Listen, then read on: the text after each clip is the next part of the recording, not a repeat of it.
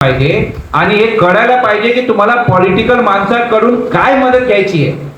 तुम्ही असं ब्लँकली गेले आणि कोणत्याही नेत्याला सांगितलं साहेब मला रिडेव्हलपमेंट करून द्या, अरे तो काय बिल्डर आहे? नाही. पॉलिटिशियन कडे तुम्हाला खरं मदत घ्यायची असेल, तुम्ही त्याचे वोटर आहात, तुम्ही मालक आहात या एरियाचे आणि तो तुमचा नोकर आहे इनडायरेक्टली. नोकराला तुम्ही कधी सांगितलं की मला काय खायला देतो, मग तो सांगणार काहीच देत नाही असं सांगणार ना. तुम्ही नोकराला सांगितलं की मला चहा आण, तो चहा आणणार. तुम्ही सांगितलं मला मिल्क आण, दूध आण, तर तो दूध आणणार. तुम्ही नोकराला कसं विचारता माहिती काय, साहेब आमचे रिडेव्हलपमेंट करून घ्या ना. मालक तुम्ही इनडायरेक्ट. हा, जिंकल्यानंतर तो काय काय दाखवतो ते वेगळी गोष्ट आहे, पण डायरेक्ट मालक तुम्ही. तर तुम्हाला हुशारी काय पाहिजे की साहेब 100 लोक माझ्या बरोबर आहे, तुम्ही फक्त ना आम्हाला ना फोन करून ते 7/12 ना तो अधिकारी अडकवतोय, मला मदत करा ना, एक कॉल करा ना, माझं 7/12 व्हायला पाहिजे. हे होतो मदत घेण्याची इच्छा, मदत घेण्याची ताकद आणि स्पेसिफिक सांगणं. राईट टू इन्फॉर्मेशन ऍक्ट आणि जेवढे नेते मंडळी आहे त्यांना स्पेसिफिक बोललो तर आपलं निष्कर्ष निघतो की काम होणार की नाही होणार. पण आपण वेग मध्ये बोललो, साहेब बघा ना आमचे रिडेव्हलपमेंट होऊ द्या ना, होईल होईल चांगलं होईल, बघतो, हे बघून गेले. आज सर्वांचं जे स्वप्न आहे की इथे एक आपलं स्वप्नातलं घर उभं राहावं आणि ते अतिशय सुरक्षित असावं, तिथे कुठल्याही प्रकारचं लिगल इन्कर्मेंटचं येऊ नये, ते जर होऊन कसं वाटत असेल तर कृपया आपण दीनानाथ पांडे यांचं मार्गदर्शन घ्यावं. मी आणि असं बोलून मी दीनानाथ पांडे यांना डायसवरती बोलवतो. दीनानाथ पांडे.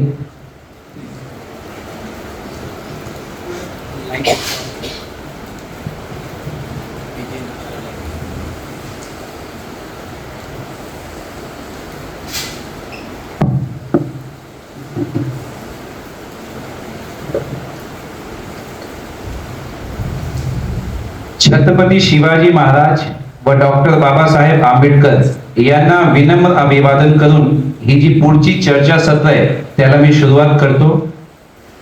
पहिल्यांदा असं वाटलं की घरच्या लोकांनाही लोक प्रमुख मार्गदर्शनासाठी बोलवतात, तर मी पहिल्यांदा खूप खूप शुभेच्छा देतो की पारिजात सोसायटी व कळवा पुनर्विकास समिती की या दोन्ही लोकांनी मला आयोजक असताना आपल्या घरच्या लोकांना प्रमुख मार्गदर्शनासाठी बोलवलं. तर खूप खूप शुभेच्छा की आपण मला बोलवलं. आता हे जे चर्चा सत्र आहे जे आपण याला नाव दिलं आहे काळाची गरज पुनर्विकास, त्याच्यामध्ये आपण बघू शकता आपण जे पूर्ण चर्चा सत्र मध्ये विषय घेतलेले आहेत. स्वयं पुनर्विकास म्हणजे आपण सेल्फ रिडेव्हलपमेंट ज्याला म्हणतो तो स्वयं पुनर्विकासचे टॉपिक आहे. पुनर्विकास जे आपलं प्रायव्हेट डेव्हलपर बरोबर डेव्हलपमेंट ऍग्रीमेंट साइन करून ज्याला आपण ते जागाची पोटेन्शियल यूज करून सेलेबल कॉम्पोनेंट आणि आपलं कॉम्पोनेंट शेअर करतो, त्याला आपण प्रायव्हेट किंवा डेव्हलपमेंट किंवा पुनर्विकास म्हणतो. क्लस्टर आता अख्ख्या महाराष्ट्रात स्पेशल मुंबई ठाणा याच्यासाठी आणलेलं क्लस्टर योजना म्हणजे काही बिल्डिंग किंवा एक 10,000 मीटर पर्यंत 4,000 ते 10,000 मीटर किंवा त्याच्यापेक्षा जास्त एकत्रित करून बिल्डिंगला एकत्र आणून कॉमन अम्युनिटीज तयार करून एक मोठा योजना म्हणजे क्लस्टरची योजना. त्या शासनाने खूप प्रयत्न केले. 2009 पासून स्टार्ट केलं आणि ते आता एकनाथ शिंदे साहेब होते त्यांना मंजुरी भेटली, क्लस्टर योजना लागू झाली आणि त्याला डिमार्केशन करता आलं. त्या विषयावर आपण येऊ. मग म्हाडा डेव्हलपमेंट या मनीषा नगर मध्ये urban ULC act urban ceiling ऍक्टचे व्हायलेशन होता म्हणून आपल्या 12 एकरवर महाराष्ट्र शासन लागलं. तो विषय याच्यामध्ये म्हणून आपण म्हाडा घेतलं. SRA घेतलं कारण की जे URP डिक्लेअर झालं म्हणजे डिफाईन केलं की क्लस्टरची एरिया जी आपली आहे खूप मोठी आहे. मनीषा नगर पासून हे पूर्ण फुले नगर जानकी नगर असा हा मोठा पट्टा जे बाउंड्री मध्ये घेतलंय त्याच्यामध्ये SRA होता. तर क्लस्टरची काय गरज आणि म्हाडाची काय गरज. म्हणून आपण SRA चा थोडासा भाग घेतलेला आहे. त्याच्यामधले आपण गावठण घेतलेलं आहे, कारण की गावठण मध्ये जुनी बिल्डिंग होती, जुनं घर होतं, त्याचे बाउंड्री पण लागते, म्हणून आपण गावठण एवढा आपला मोठा विषय नाहीये, तरीही एका विषयामध्ये सगळे विषय यायला पाहिजे म्हणून आपण गावठण पण एक विषय घेतला. त्याच्यानंतर फेडरेशन, एखादी सोसायटीची कमिटी असते, पण जेव्हा एका लेआउट मध्ये एक पेक्षा जास्त बिल्डिंग असते तर अपेक्स किंवा फेडरेशन अशी एक दुसरी कमिटी तयार होते, म्हणून आपण एक सोसायटी अपेक्स आणि फेडरेशन हे दोन्ही विषय पण घेतले. त्याच्यानंतर 7/12 टायटल, हा तर मोठा विषय आहे, कन्व्हेन्स, डीम कन्व्हेन्स, 7/12 टायटल. आणि त्याच्यानंतर इम्पॅक्ट काय आहे, कोर्ट कसं बघतो हे सगळे विषय आला. डेव्हलपमेंट आणि इन्फ्रास्ट्रक्चरला कोर्टची केसेस, स्टे आणि कसं डेव्हलपमेंट थांबतो आणि कसं डेव्हलपमेंट होऊ शकतो, म्हणजे हा पूर्ण आपण बघायला गेलो तर हा चर्चासत्र एका एपिसोड मध्ये, जसं असं वेब सिरीज असते ना, जे मूवी बघू शकत नाही एक दिवस 3 तास टाकून, ते काय करतात, वेब सिरीज बघतात. तर वेब सिरीज मध्ये 10 एपिसोड असतो, 12 एपिसोड असतो, मग त्यांचं दुसरं एपिसोड पण स्टार्ट करतात, जिकडे थांबलं त्याच्यानंतर दुसरं वेब सिरीज स्टार्ट होतो. तर हा आपला वेब सिरीज फर्स्ट आहे. त्या वेब सिरीज मधला चर्चासत्र 1 मतलब वेब सिरीजचा पहिला एपिसोड आहे. या पहिल्या एपिसोड मध्ये आपण जेवढे लोक आले त्यांचे खूप खूप धन्यवाद. आणि त्या एपिसोड मध्ये या वेब सिरीजला बघून आपल्यामध्ये काय बदल होतो, आपण किती एज्युकेट होतो आणि पुढे आपण कसे जाऊ शकतो, हे सगळे विषय या विषयामध्ये आपण घेणार आहोत.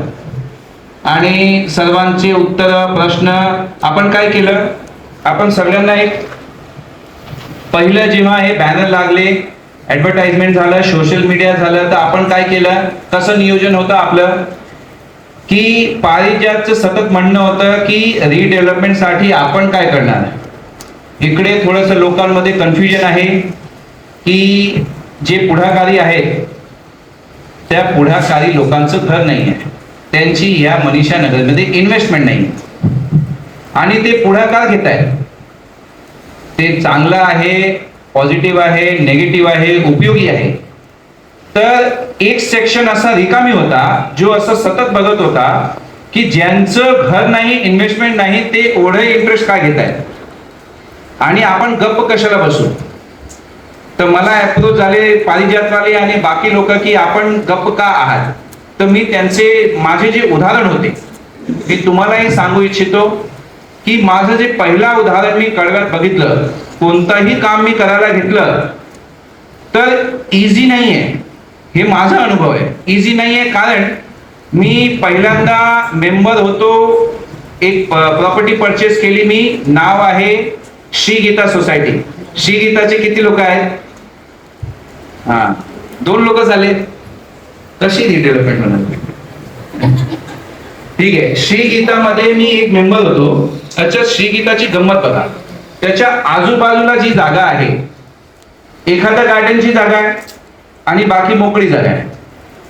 मी ते घर परचेस केलं, मला असं वाटलं की एवढे तर खूप जागा आहे, 4 व्हीलर पार्किंग काय, मी तर इकडे बस पण लावू शकतो, किती गाड्या विकत घेतली, किती लावू शकतो. या अनुषंगाने मी ते 2 BHK चं फ्लॅट घेतलं.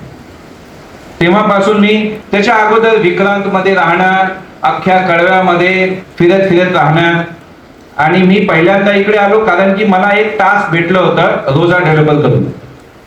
त्यांची एक दुसरी पार्टनरची कंपनी होती श्रुती बिल्डर. श्रुती बिल्डरने इकडे मुकेश दयालाल आचार्यकडे इन्व्हेस्टमेंट केलं, कारण की 7 एकर आपल्याकडे एक रिकामी लँड आहे. त्या डेव्हलपमेंटसाठी त्यांनी पैसे टाकलं आणि नंतर माहीत पडलं की त्याच्या अगोदर एक्मे, पूर्णिमा डेव्हलपर्स असे बरेचसे लोकांनी ऑलरेडी इन्व्हेस्टमेंट केलेली आहे. त्याच्यानंतर काय झालं, क्रिमिनल केस मी फाईल केलं मुकेश दयालाल आचार्यावर. त्याला उचलून घेऊन आलं पोलीस स्टेशनला. मग फोन आला की त्याला सोडायचंय, कॉम्प्रोमाइज करू.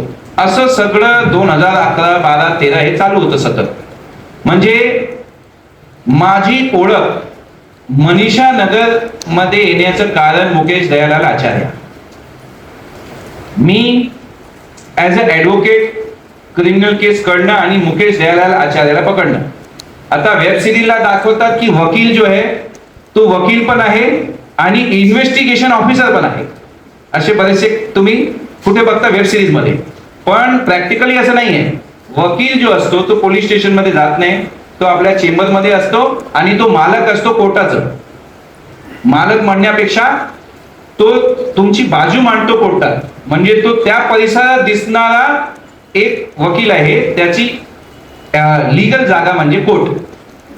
पण वेब सिरीजला आणि लोक असं बघतात, या अनुषंगाने बघतात की पोलीस स्टेशन म्हणजे वकील जाऊ शकतो, कुठेही वकील जाऊ शकतो, काही करू शकतो. वेब सिरीज पण दाखवते की तो इन्व्हेस्टिगेशन मध्ये स्वतः एव्हिडन्स स्वतः कलेक्ट करतो आणि एव्हिडन्स गोळा करतो आणि इन्व्हेस्टिगेशन ऑफिसर म्हणून सगळं गोळा करून कोर्टामध्ये सादर पण तोच करतोय. म्हणजे क्लायंट काही करत नाहीये, इन्व्हेस्टिगेशन ऑफिसर काही करत नाहीये, पोलीस काही करत नाहीये. असे वकील आपल्याला कुठे दिसतात? मूवी मध्ये आणि वेब सिरीज. माझ्यासोबत पण हेच झालं की मी झालो वकील, पण त्यांना काय होतं, एव्हिडन्स पण तुम्ही गोळा करा, लोकांमध्ये पण तुम्हीच जा, मुकेश दयाला आचार्याला तुम्हीच पकडा. आणि शेवटी आम्ही पकडलं पण काय झालं, इकडे काही लोकांचा फोन आला की मुकेश दयाला आचार्य घाबरलाय, सेटल होणार. ठीक आहे, मग त्याला सेटल होण्यासाठी आपण त्याला चान्स दिला की बाबा सेटल होण्याचं कारण काय, की त्याला आतमध्ये टाकलं तर प्रॉब्लेम क्रिएट होणार, सेटल झाला तर डेव्हलपमेंट होणार. त्या अनुषंगाने आपण त्यांना चान्स दिला. पण मुकेश दयाला आचार्य पण हुशार होता. तो निघून जायचा, लोकांकडून टोकन घ्यायचं आणि निघून जायचं. 200 एकर जागा त्या मुंबईच्या पट्ट्याला त्याची आणि 35 एकर ह्या पट्ट्याला आपली मनीषा नगरची. आता झालं काय, नवीन नवीन पूर्णिमा डेव्हलपर्स आणि त्यांचे बंधू लोकांनी ही जागा घेतली. कसं आहे, जागा घेताना काय झालं की गावठण पासून कॉर्पोरेशन आली, लोकांना काय आयडिया नव्हती हे डेव्हलपमेंट कसं जाणार. मी जे काही सांगतोय मी कोणाच्या विरोधात बोलत नाहीये, पण हे सगळं बॅकग्राऊंड तुम्हाला काही लोकांना माहित असेल की अशी आपली पार्श्वभूमी आहे की आपण जागा घेतली आणि नंतर ते गावठण पासून प्लान पास करत करत कॉर्पोरेशन कडे गेली. कॉर्पोरेशनला आयडिया नव्हती, मग 2 मजल्याची परमिशन घेतली, 1 मजला आपण एक्स्ट्रा बांधलं. तर काय झालं, लीगल बिल्डिंग आपल्याला अनधिकृत बांधकामचं एक टिका लागला. कमर्शियल काढलं, हे काढलं, ते काढलं, जसं पाहिजे तसं, इकडची जागा तिकडे, तिकडची जागा इकडे, हे एकच लेआउट असून एकाच वेळी प्लान पास झालं. ते बघा, एका वेळी प्लान पास झालं म्हणजे आपली जागा ऑलरेडी क्लस्टर आहे. म्हणजे काही बिल्डिंगला एकत्रीकरण करणं आणि क्लस्टर बनवणं हा आपला भाग आहे. पण आपण ऑलरेडी एवढ्या मोठ्या 28 एकर मध्ये एका लेआउट मध्ये आहोत आणि आपली डेव्हलपमेंट होत नाहीये नॉर्मल डेव्हलपमेंट मध्ये. आता म्हाडा असो किंवा प्रायव्हेट डेव्हलपमेंट असो, आपण बेसिक FSI घेतलं, प्रीमियम घेतलं, TDR घेतलं, तरीही आपल्याला 3 FSI भेटतो. आता तुम्हाला FSI माहित नसेल तर फ्लोर स्पेस इंडेक्स एक असतो की आपल्या लँडची पोटेन्शियल काय. तर आपलं मनीषा नगर में काही ठिकाणी कसं झालं, बिल्डिंगचं समजा पारिजात असेल, विक्रांत असेल, घरोंदा असेल, अजून कोणतीही बिल्डिंग असेल, आपलं पोटेन्शियल समजा आपली जागा आहे 20 गुंठे, 1089 गुणिले 20 जेवढे आले समजा 21,000 फूट आपली पोटेन्शियल आहे जागाची अंदाजे. आणि समजा आपण 21,000च्या खालती बिल्डिंग बांधली आहे 0.85, पहिल्याचे जे प्लान पास होतं, समजा 0.85 न घेता आपण 1 FSI वापरली तर 100% आपला 100% यूज झाला. तर आपल्याला ग्रोथ पाहिजे तर जेवढं कमी आपलं यूज असेल तेवढं आपल्याला ग्रोथ भेटेल. ठाण्यात तुम्ही ऐकलं असेल कोणाला 50% ग्रोथ पण भेटतो. म्हणजे 100 फूट असेल त्याला 150 फूट भेटतो, 1000 फूट असेल 1500 फूट भेटतो. तर कुठे कुठे हे डिफरन्शिएट कसं काय होतो, डिफरन्शिएट असं होतो की कशी जागा आहे, पोटेन्शियल काय आहे आणि पोटेन्शियल नंतर आपण यूज किती केलंय.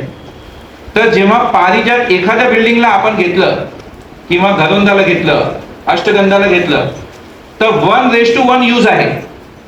तर आपल्याला किमान 1:1 असेल तर माझं असा अंदाज आहे की आपल्याला नॉर्मल डेव्हलपमेंट पण 3 FSI देते आणि एन्सिलरी यूज केला आपण त्याच्यामध्ये तर आपण 4.2 4.4 पर्यंत जातो. तर ऑलरेडी आपल्याकडे FSI सरप्लस आहे.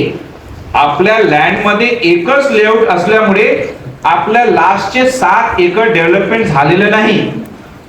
मग लोकांना हे गैरसमज आहे की माझी पारिजात किंवा माझं गरुंदा बिल्डिंग ज्या परिसरामध्ये आहे तेवढीच माझी लँड नाही, ते तुमच्या बिल्डिंग पुरता आहे. ऍक्च्युली ती बाउंड्री नाही आहे. बाउंड्री काय आहे, पूर्ण लेआउटची एकच बाउंड्री आहे. म्हणजे ते 7 एकर रिकामी आहे ना, तिकडे पारिजातचं शेअर आहे, अष्टगंधाचं शेअर आहे.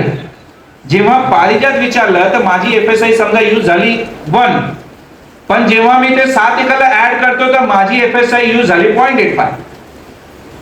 समजलं? हे जे गॅप आहे, एकत्रितकरण करणे म्हणजे तुम्हाला मॅक्सिमम बेनिफिट देणं.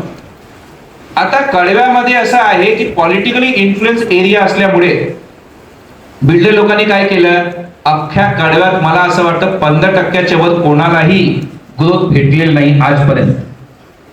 एक रघुकुलचं थोडंसं स्टार्टअप होतं, तो 20% पर्यंत गेला, पण ते वर्कआउट झालं नाही. कारण ज्यांनी ते पुढाकार घेतलं बाकी मेंबर विरोधात गेले, तर असं त्यांची अपेक्षा 35% आहे. पण पॉलिटिकली जेव्हा बघा, काही पॉलिटिशियन सामाजिक लेवलवर बॅलन्स करतात, काही चांगले असतात, पण काही असे आहेत ना ते खरोखर बिझनेस करतात. मी कोणाचं नाव घेणार नाही. कोण बिझनेस करतो, कोण तुम्हाला मार्गदर्शन करतो, कोण रस्ता दाखवतो. फायदा आहे म्हणून मी असं पण बघितलंय की लोक इल्लीगल बिल्डिंग बांधतानाही साथ देतात.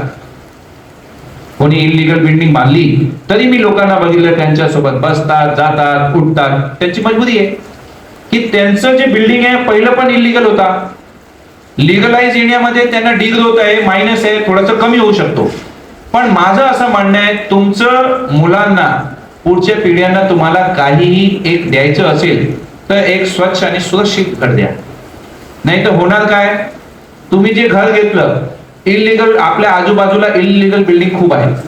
त्याच्यामध्ये मी हे एक विषयाला क्लब करणार, कारण की एक टॉपिक, एक विषय असा हा पुस्तकाचा भाग नाहीये, सगळे एकमेकांना मिळून भाग आहे. आता एक बेस्ट एक्झाम्पल मी बघितलं, किशन लीला बिल्डिंग, खाली निवास सर्कलला एक सेल्फ रिडेव्हलपमेंट होते. आता सेल्फ रिडेव्हलपमेंट काय आहे, सेल्फ स्वयं पुनर्विकास, एकमेकांवर विश्वास असेल. हल्ली कसं आहे की जेवढे आपण उदाहरण घेतलं कुत्र्यांचं, त्यांना एकमेकांवर एवढा विश्वास आहे की एक आला पुढे तर त्याच्याबरोबर 4 येतात. त्या एकीमुळे त्यांचं काय झालं, तो आपण लास्ट टाइम बोललो, त्यांचे हॉस्पिटल झाले, त्यांचे मेडिकल झाले, डॉक्टर झाले, ग्रोथ झाले, सुप्रीम कोर्ट पण त्यांचं झाला, ऑर्डर पण त्यांच्याच कुत्र्यांच्या बाजूने येते. एवढं मोठं त्यांच्यामध्ये एकी आहे. पण आपल्यामध्ये काय असतो, पहिला चेअरमॅन तो आवडत नाही, दुसरा चेअरमॅन आवडत नाही, सेक्रेटरी आवडत नाही, तो असं करतो, तो तसं करतो. एकमेकांवर विश्वास नाही. विश्वास नाही म्हणून एक उदाहरण आपण बघितलं, यांचं काय झालं, जबरदस्तीने घरात घुसले, टायटल भेटलं नाही, टायटल भेटणार की त्याचं काय आपल्याला रस्ता दिसत नाही. एक होणं खूप गरजेचं आहे. हा, कोणी याचा फायदा घेऊ शकत नाही म्हणून कमिटी मोठी करा. म्हणजे एखादा अध्यक्ष, एखादा सेक्रेटरी काही एकट्याने काही डिसिजन घेऊ शकत नाही. तर तुमची कमिटी जी आहे ना, एक मेंबरची अवेअरनेस लेवल वाढली तर काहीही प्रॉब्लेम होणार नाही आणि सगळ्यांना मिळूनच डिसिजन घ्यावा लागतो. आता त्यांना 400 मध्ये राहत होते, 380 भेटलं, नुकसान आहे. त्यांना प्रॉपर गायडन्स नाही भेटलं, स्टे आणता आलं नाही. पण इल्लीगल बिल्डिंगला लोकांनी सपोर्ट केलं, कारण की लोकांना काय दिसत होता, आजच्या घडीला आपला फायदा कुठे, चुकीचं असू द्या काय ना, चुकीचं असलं तरीही लोक एकमेकांना पाठिंबा देतात. तुमच्या आजूबाजूला मला वाटतं कोविड आणि कोविडच्या नंतर 1-2 इल्लीगल बिल्डिंग बांधली गेली. आता मला सांगा की आपल्या सोसायटी, आपल्या परिसरात आणि ठाण्यामध्ये मी अशी फेडरेशन बघितलंय की ते फेडरेशन कसं म्हणतो आपण की एक 10 सोसायटी आहे, 10 सोसायटीचे वेगळे वेगळे 10 अध्यक्ष आहेत. पण ते मधली मोकळी जागा आहे, ते कोण मेंटेन करणार, म्हणून फेडरेशनचं निर्माण झालं.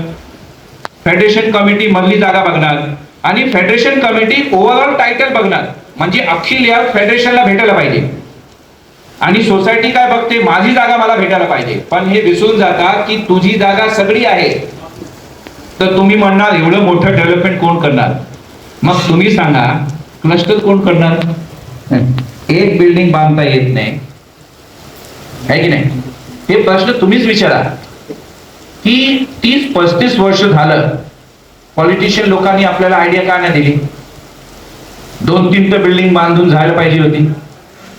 एवढं वर्ष आपण थांबलो. कॉर्पोरेशन सीवनची नोटीस लावणार, धोकादायक डिक्लेअर करणार, तुम्हाला घरातनं बाहेर काढणार.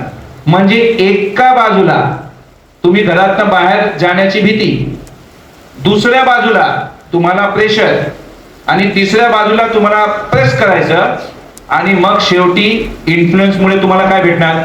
शेवटी तुम्ही सांगणार साहेब 10चे 10, 15चे 15 काय देताय द्या आणि विषयाला संपवा. शेवटी हेच होतो. आपल्या एकी नाही म्हणून, आपण टाइम देत नाही म्हणून, जे सगळं करणार, चेअरमॅन करणार, सेक्रेटरी करणार, पाणी नाही आलं तर त्याला फोन करायचं, बस हे आपलं काम. असं होणार नाही. म्हणून आता तुम्ही सांगणार मग क्लस्टर आलं तर त्याचे बेनिफिट काय? ठीक आहे, 4 FSI परत क्लस्टर देते, पण नॉर्मल डेव्हलपमेंट पण 4 पर्यंत जातोय. क्लस्टर मध्ये प्रॉब्लेम काय आहे? गुंतवणूक करणार कोण हा मोठा विषय. क्लस्टर ऐकायला चांगलं आहे. जसं आपण LIC ला काय म्हणतो, जीने के बाद भी मरने के बाद भी, जिंदगी के साथ भी जिंदगी के बाद भी. ऐकायला खूप छान वाटतं, बरोबर. पण आपण जेव्हा प्रीमियम भरतो आणि आपल्याला जेवढं रिटर्न्स भेटतो तर आपल्याला वाटतं अरे बापरे एवढं प्रीमियम भरलं आणि मेल्यानंतर फक्त 10 लाख भेटलं. आणि जेव्हा 10 लाख भेटलं त्या रुपयाची व्हॅल्यू खालती गेली आणि आपल्याला माहित पडतं 10 लाखामध्ये होतो काय, 10 लाखाची व्हॅल्यू 4 लाख झाली. पण ऐकायला किती चांगलं प्लॅन आहे, जिंदगी के साथ भी जिंदगी के बाद भी, आणि 10 लाखात काही होत नाही. मग आपल्याला काय पाहिजे? प्रोटेक्शन प्लॅन पाहिजे. तर प्रोटेक्शन कसं भेटणार? तर आपल्याला जे ऐकायला चांगलं भेटतो त्याच्या खोलात आपल्याला जावं लागेल की मी इन्व्हेस्टमेंट करतोय आणि रिटर्न्स बघतोय. हा LIC रिटर्न्सचा प्रोडक्ट नाहीये, हा प्रोडक्ट फक्त इन्शुरन्स आहे. पण मधी लोकांनी असे प्रोडक्ट काढले की इन्शुरन्स द्या आणि रिटर्न्स पण घ्या. तो तसला भाग नाहीये. आपण एखाद्या गाडीचे इन्शुरन्स करतो, आपल्याला काही रिटर्न भेटत नाही, पण आपण भीतीने करतो की गाडी तुटली समजा तर आपल्याला बनवता येईल, चोरीला गेली तर भेटेल. पण आपण जेव्हा आपला विचार करतो तेव्हा आपण विचार करतो आपल्याला काही नाही झालं तर पैशाचं काय. मग तुम्हाला एक ऍड ऑन प्लॅन आला LIC मध्ये, काही नाही झालं तर पैसे परत विथ इंटरेस्ट. पण हे इंटरेस्ट घेतलं आणि काही झालं तर 1 करोड 2 करोड भेटत नाही. तर आता हुशार लोक डायरेक्ट प्रोटेक्शन प्लॅन घेतात. पैसे नाही भेटलं चालेल, मी जगात राहिलो तर मी करोडो कमवणार, पण नाही राहिलो तर करोडोची गरज पडणार. म्हणून लोक काय घेतात? प्रोटेक्शन प्लॅन घेतात. तसं आपल्या क्लस्टर मध्ये पण आहे की क्लस्टर ऐकायला चांगलं आहे, पण क्लस्टर मध्ये 2-3 पॉइंट आपल्याला ऍड्रेस करावं लागेल. माझं पण म्हणणं आहे की एक बिल्डिंग बांधणं आणि ग्रुप ऑफ बिल्डिंग बांधणं हे कधीही चांगलं असतो. कारण की मी मल्टीप्लेक्स उभारू शकत नाही, मी जिम उभारू शकत नाही, मी पार्किंग उभारू शकत नाही. एखादं बिल्डिंग बांधली तर खूप किचकट होणार. आणि ग्रुप ऑफ बिल्डिंग बांधली तर लोकांना कॉमन स्विमिंग पूल, कॉमन एम्युनिटीज देता येतो. एखाद्या बेसिक एम्युनिटीज समजा पार्किंग आणि गार्डन एवढंही दिलं तरीही पुष्कळ आपल्याला जागा रिकामी भेटते. तर क्लस्टर ऐकायलाही चांगलं आहे, पण केलं तर चांगलं आहे. आणि क्लस्टरचे हे सगळे फायदे खूप आहेत, पण त्याच्यामध्ये अटी काय आहेत? कंजेस्टेड आणि नॉन कंजेस्टेड एरिया. आपलं समजा कंजेस्टेड एरिया असेल तर 4000 स्क्वेअर मीटर म्हणजे 1 एकर पर्यंत आपण करू शकतो. पण नॉन कंजेस्टेड असेल तर आपण 2.5 एकर किंवा 2.5 एकरच्या वरतीही आपण कन्सेंटने जाऊ शकतो. कन्सेंट कोण देणार? आपले कमिशनर देतील, आणि किंवा एक हाय लेवलची कमिटी बनवली आहे, त्याला अप्रोच करून क्लस्टर मध्ये आपण वाढवू शकतो, मायनस करू शकतो, कमी करू शकतो, अप्रूव्हल घेऊ शकतो. पण त्याचा प्रॉब्लेम काय आहे माहिती आहे की हे गुंतवणूक करून बांधणार कोण? आणि आतापर्यंत एवढ्या वर्ष होऊन आपल्याला सक्सेस दिसत काय नाही. म्हणजे आपण असं उदाहरण बघतो, ही सोसायटी रिडेव्हलपमेंट झाली, ती रिडेव्हलपमेंट झाली, ह्याला 15% भेटलं, आशा राईजनी 15 दिलं, पुढे हायलँडनी 25 दिलं आणि दमानी स्टेटला 30% दिलं. असं आपल्याकडे उदाहरण दिसतो रिडेव्हलपमेंटला. एवढं वर्ष होऊन आपल्याला क्लस्टरला का दिसत नाही? क्लस्टरचे खूप फायदे असूनही त्याचं ड्रॉबॅक आहे, पण त्या ड्रॉबॅकला आपल्याला ऍड्रेस करायला पाहिजे. त्याची अवेअरनेस आपल्या सगळ्या मेंबरला व्हायला पाहिजे. आता ते प्रॉब्लेम काय आहे आणि त्याला ऍड्रेस कसं करणार?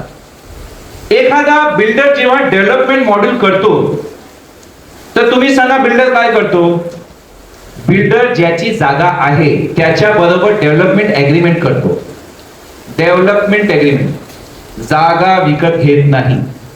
हे दोन जे शब्द आहेत त्याला समजून घ्या. मी डेव्हलपर आहे, मी पूर्ण जागा विकत घेत नाही, कारण की आजच्या रेटने, रेडी रेकनरच्या रेटने मी समजा जागा विकत घेतली आणि कॅश मध्ये पैसे दिले, तर माझी गुंतवणूक वाढली. ते गुंतवणूक वाढली, त्याच्यापेक्षा मी डेव्हलपमेंट अग्रीमेंट करून कन्स्ट्रक्शनला पैसे वापरणार. बिझनेसमॅन काय विचार करतो की माझा बिझनेस आहे डेव्हलपमेंट, तर मी लँड बँकिंग कशाला करू? स्वस्तात भेटत असेल तर मी लँड बँकिंग करणार. पण हुशार डेव्हलपर काय करतात? डेव्हलपमेंट अग्रीमेंट करून डायरेक्ट पोटेन्शियलला यूज करतात. डेव्हलपमेंट अग्रीमेंट करून, कारण की समजा त्याला 50 करोड द्यायचं असेल लँडच्या ऐवजी, तर तो काय करतो? डेव्हलपमेंट अग्रीमेंट करून तो 50 करोड लावतो आणि डायरेक्ट प्रोजेक्ट कम्प्लिशन साठी जातो. तर त्याचा फायदा होतो. पहिलं कसं होतं की जसं खारबाव मध्ये मी आंदोलन केलं, तर त्याचे अनुभव पण तुम्हाला सांगतो. तिकडे काय झालं? ग्रुप ऑफ बिल्डिंग बांधली. आता घरात लावले 25 लाख. प्रोजेक्ट होती मला वाटतं 45 एकर अंदाजी असेल. खारबाव स्टेशन आहे भिवंडीला. खारबावचे किती लोक आहेत? हा, तर खारबावला काय झालं? पहिला रेरा नव्हता आणि गावठणमध्ये कलेक्टर पासिंग घेतलं तर ते लीगल प्रोजेक्ट आहे. नाही तर गावठणमध्ये असे शिक्का घेऊन लोक घरं बांधतात. भिवंडीमध्ये पण बांधतात, कल्याण बिल्याण कुठे ना कुठे बांधत असतात, अनधिकृतच समजून घ्या तुम्ही. ते तिकडे काय झालं की बिल्डिंग बांधायला स्टार्ट केलं, तर आपण बुकिंगला काही बंधन नव्हता किती टक्के घ्यायचं. तर त्यांनी काय केलं? कोणाकडून 45% घेतले, 20% घेतले, 30% घेतले, 25% घेतले, 10% घेतले. जेवढं घेता आलं तेवढं घेतलं. पुढे काय झालं? त्याला हे पण बंधन नव्हता की पैसे घे आणि पैसे डायव्हर्ट कुठे करतोय.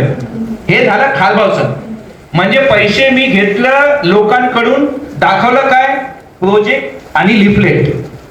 प्रोजेक्ट आणि लिफलेट बघून गरीब आणि मिडल क्लास माणसाने खारबामध्ये काय विचार केला? मी ठाण्यात गेलो तर मला फ्लॅट भेटणार 35 ते 50 लाखामध्ये. मला खारबाव काय देतोय? 2 BHK देतोय 18 लाखामध्ये. एक मिडल क्लास माणूस गेला तिकडे, त्यांनी कोणी आपलं FD तोडली, कोणी दागिने विकले, कोणी लोकांकडून पैसे घेतले. थोडस 2200चा भाव होता स्क्वेअर फीट. त्याच्यामध्ये त्यांनी काय केलं? मॅक्सिमम 45% देऊन त्यांनी 2200चा भावाला 1700 मध्ये बुकिंग केली. बरोबर? कांबळे साहेब बसा. अच्छा, तर बुकिंग केली, पैसे उचलले. त्याला बंधन नव्हता रेराचं की तुम्ही हे पैसे डायव्हर्ट कुठे करणार. तर त्यांनी पैसे डायव्हर्ट केले दुसऱ्या बिझनेस मध्ये. त्याला एक चवट लागली की माझा प्रोजेक्ट चालला. ऑटो पायलट मध्ये तो प्रोजेक्ट गेला नाही. ऑटो पायलट मोड मध्ये कसं प्रोजेक्ट जातो? समजा मी एक डेव्हलपर आहे, मी प्रोजेक्ट केलं की ग्राउंड कमर्शियल आहे आणि 4 मजले ते रेसिडेन्शियल आहे. तर ऑटो पायलट मध्ये कसं होणार प्रोजेक्ट? जेव्हा मी ग्राउंड बांधून घेतो, कमर्शियल रेंटल देतो, रेंटल इन्कम स्टार्ट करतो आणि इन्व्हेस्टमेंट झालं, रिटर्न मला यायला स्टार्ट होतो. मग प्रोजेक्ट मध्ये माझ्या इन्कमिंग आलं स्वतःच. हा, लोकांचे घेतलेले पैसे नाही. लोकांचे पैसे घेतले तर ते काय झालं? लायबिलिटी झालं. समोर बांधून द्यायचे. तुम्ही काय केलं? फक्त तुम्ही फाउंडेशनला स्टार्ट केलं, 40% पैसे घेतले आणि डायव्हर्ट केलं. पुढे एक अजून डेव्हलपमेंट अग्रीमेंट केलं. म्हणजे खारगावचे लोकांचे पैसे घेतले आणि कुर्ल्याला जागा घेतली, मग महाडला घेतली, पनवेलला घेतली.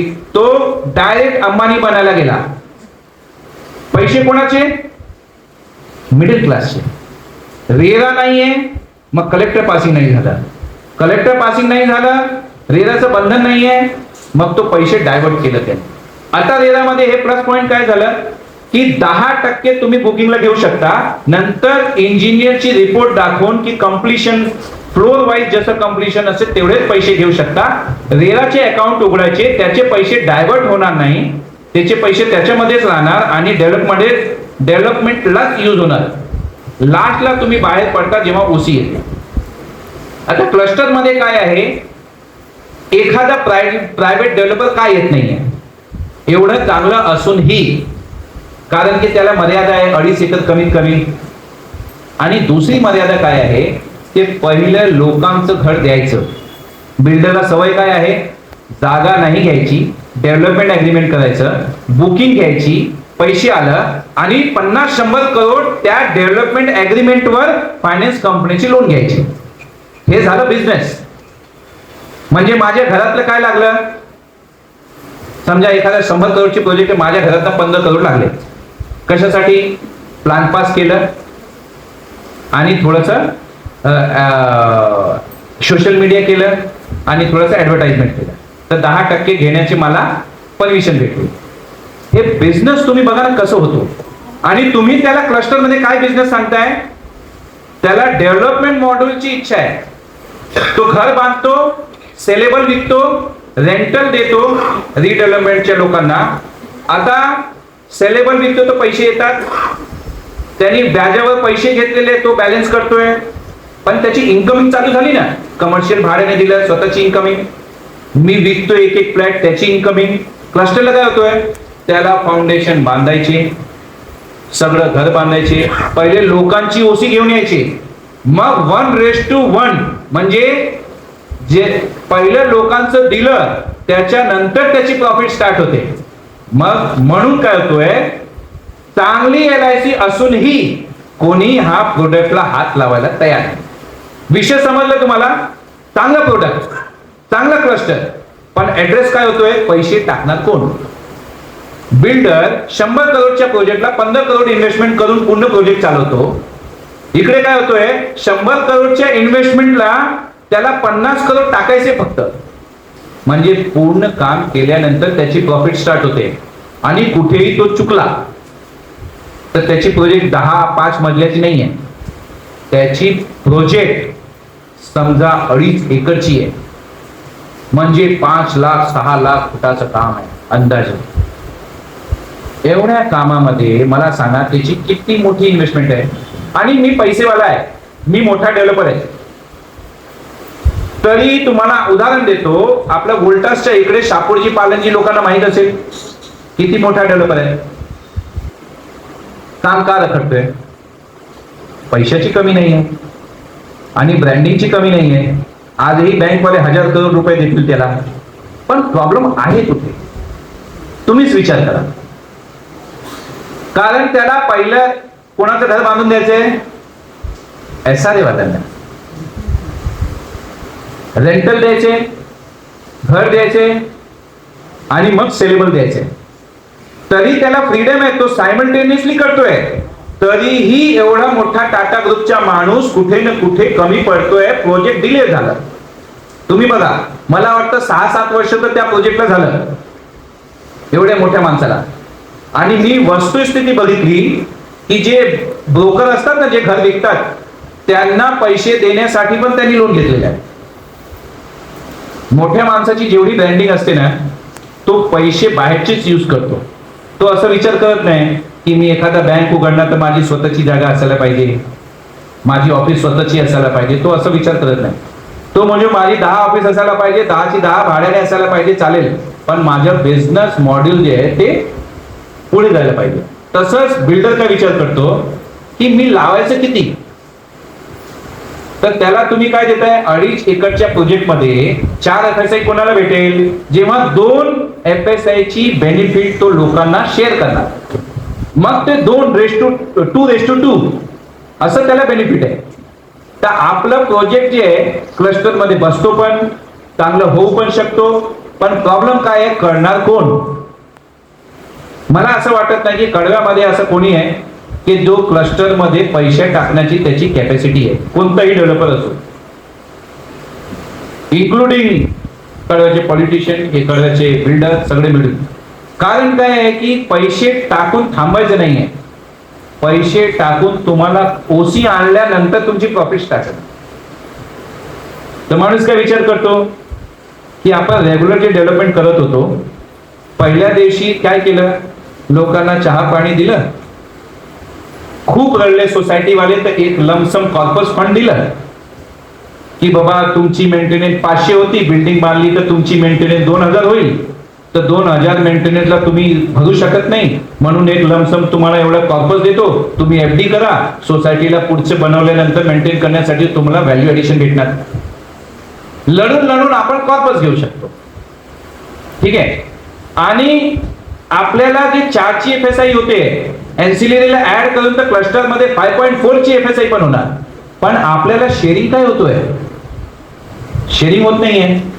मग कधी कधी मला असं उदाहरण दिसतोय की एका लेआउटला आपण सब डिवाइड केलं तर आपल्याला फायदेशीर होतो. सब डिवाइड म्हणजे 3 बिल्डिंग आली सोबत, 4 बिल्डिंग आली सोबत, अशी लोक सोबत आली ज्याच्या आजूबाजूला रस्ता पडतो, ज्याच्या आजूबाजूला कॉम्पॅटिबिलिटी आहे, म्हणजे मी याच्या बरोबर गेलो तर एक छान आणि सुंदर बिल्डिंग बनवू शकतो आपण. मग त्याच्यासाठी आपल्याला कितपत जायला पाहिजे, आपला जो आराखडा आहे डेव्हलपमेंट प्लॅनचा, त्या आराखड्यामध्ये बघून आपल्या बिल्डिंग त्यांना मर्ज करून आपण ह्या लेआउट मधून बाहेर निघू शकतो. तर हे बाहेर निघण्याचे डिसिजन कोण घेणार, एकटा मी बोललो म्हणून डिसिजन घेण्याची गरज नाही. आपले कळवा पुनर्विकास समिती किंवा जी सोसायटी असेल ती, त्यांना आपण एज्युकेट केलं तर ट्रान्सपरन्सी वाढणार. नाहीतर इकडे गोंधळ असं आहे की काही लोक फेडरेशनच्या पाठीमागे धावतात की फेडरेशन करून घ्या, 50,000 द्या, लाख रुपये द्या, तुम्हाला फेडरेशन मध्ये घेतो. पण फेडरेशनची संकल्पना चांगली आहे, पण वस्तुस्थिती काय आहे माहित आहे, फेडरेशन आहे पण हे सगळं अंगावर घेणार कोण, कोणी अंगावर घ्यायला तयार नाही. माझं मेन उदाहरण मी तुम्हाला सांगतो, जेव्हा मी पहिलं सांगितलं ना घर घेतलं, मी पहिलं घर आपलं कुठे घेतलं, श्रीगीतामध्ये काही डेव्हलपर लोक आले आणि इलिगल बिल्डिंग बांधायला, श्रीगीताचं उदाहरण पण आहे की पूर्ण फेन्सिंग पण केली. आता मला वाईट वाटलं, पण तेव्हा मी फक्त सभासद होतो, माझ्याकडे काही पॉवर नव्हती, मी चेअरमॅन नव्हतो, सेक्रेटरी नव्हतो, ट्रेझर नव्हतो. तर मी आमच्या अध्यक्षांकडे गेलो, बाबा इकडे बिल्डिंग बांधताय, तुम्ही थांबवा. तर ते बोलले, बाबा मी कसं काय करू शकतो, लोकांना सांगा यायला. मग मी लोकांना सांगितलं, लोक आले नाही, मग चेअरमॅनला ऍडव्हान्टेज भेटला, बघा ना लोक येत नाही तर मी काय करू. मग मी सेक्रेटरीकडे गेलो, सेक्रेटरी बोला लोकांना सांगा मी उभा आहे, लोक आले नाही, सेक्रेटरीला पण चान्स भेटला, तो पण आला नाही. ट्रेझररला सांगितलं, वेगवेगळ्या संस्थांना सांगितलं, जे सन्मानित संस्थे आहेत, जे आपल्याला मदत करू शकतात, जे समाजात फिरतात की आम्ही चांगलं काम करतो, हे करतो. हे मी का केलं, मी सभासद होतो, मला फक्त एवढंच दिसत होता की उद्यापासून माझी पार्किंग लागणार कुठे. मी फक्त एका पार्किंग साठी ही लढाईची सुरुवात झाली. मला त्यांनी पार्किंग सोडलं असतं, कारण की मी काय बघितलं, एवढी जागा आहे, पार्किंग काय 10 गाड्या लागू शकतात, म्हणून तो घर घेतला. मग सुरसुरीत 6 महिने गेले माझे, काय मस्त घर आहे, 2 BHK आणि खालती पार्किंग आहे, मस्त घेतलं मी, सगळे खुश, मस्त एकदम पूजा वगैरे छान झाली, सगळं झालं. 6 महिन्यानंतर प्रॉब्लेम स्टार्ट. इकडचीच माणसं, इकडचेच मान्यवर, इकडचेच कॉर्पोरेटरचा पाठिंबा घेऊन काही व्यक्तिमत्व आले, काही 302चे आरोपी, 307चे आरोपी, काही अशी लोक आले जागेवर, ज्याला आपण म्हणतो कब्ज घेणारी माणसं. म्हणजे जागा कोणाच्याही असो, कब्ज घेऊन देणारी पण काही पुढाकारी असतात. नाव घेणं बरोबर नाही, पण तुम्हाला माहित आहे ते कोण कोण कब्जे घेऊन देतो, ठीक आहे. माझ्याकडे आले तर मी पण पोझिशन घेऊन देतो, पण माझं माणूस असतो पोलीस स्टेशन आणि पोलिसांची लोक, लीगल आम्ही पण देतो. पण ते आरोपी असतात आणि आरोपी कसे कब्जे घेतात सगळ्यांना माहिती आहे. तर त्यांनी काय ते थांबवलं आणि मला त्यावेळी कोणीही साथ दिली नाही. पण मला एक जिद्द होती की मला पार्किंग मी सोडणार नाही. हे जिद्द त्या अध्यक्षापासून बाकी मेंबरापासून मला वेगळं उभं करते की ते जिद्दमुळे ते 6-7 बिल्डिंग बनवणार होते. त्यांची लेआउट 2D आणि 3D तुम्ही बघितलं ना तर तुम्हाला असं वाटेल की काय मनीषा नगर मध्ये काय लेआउट आहे.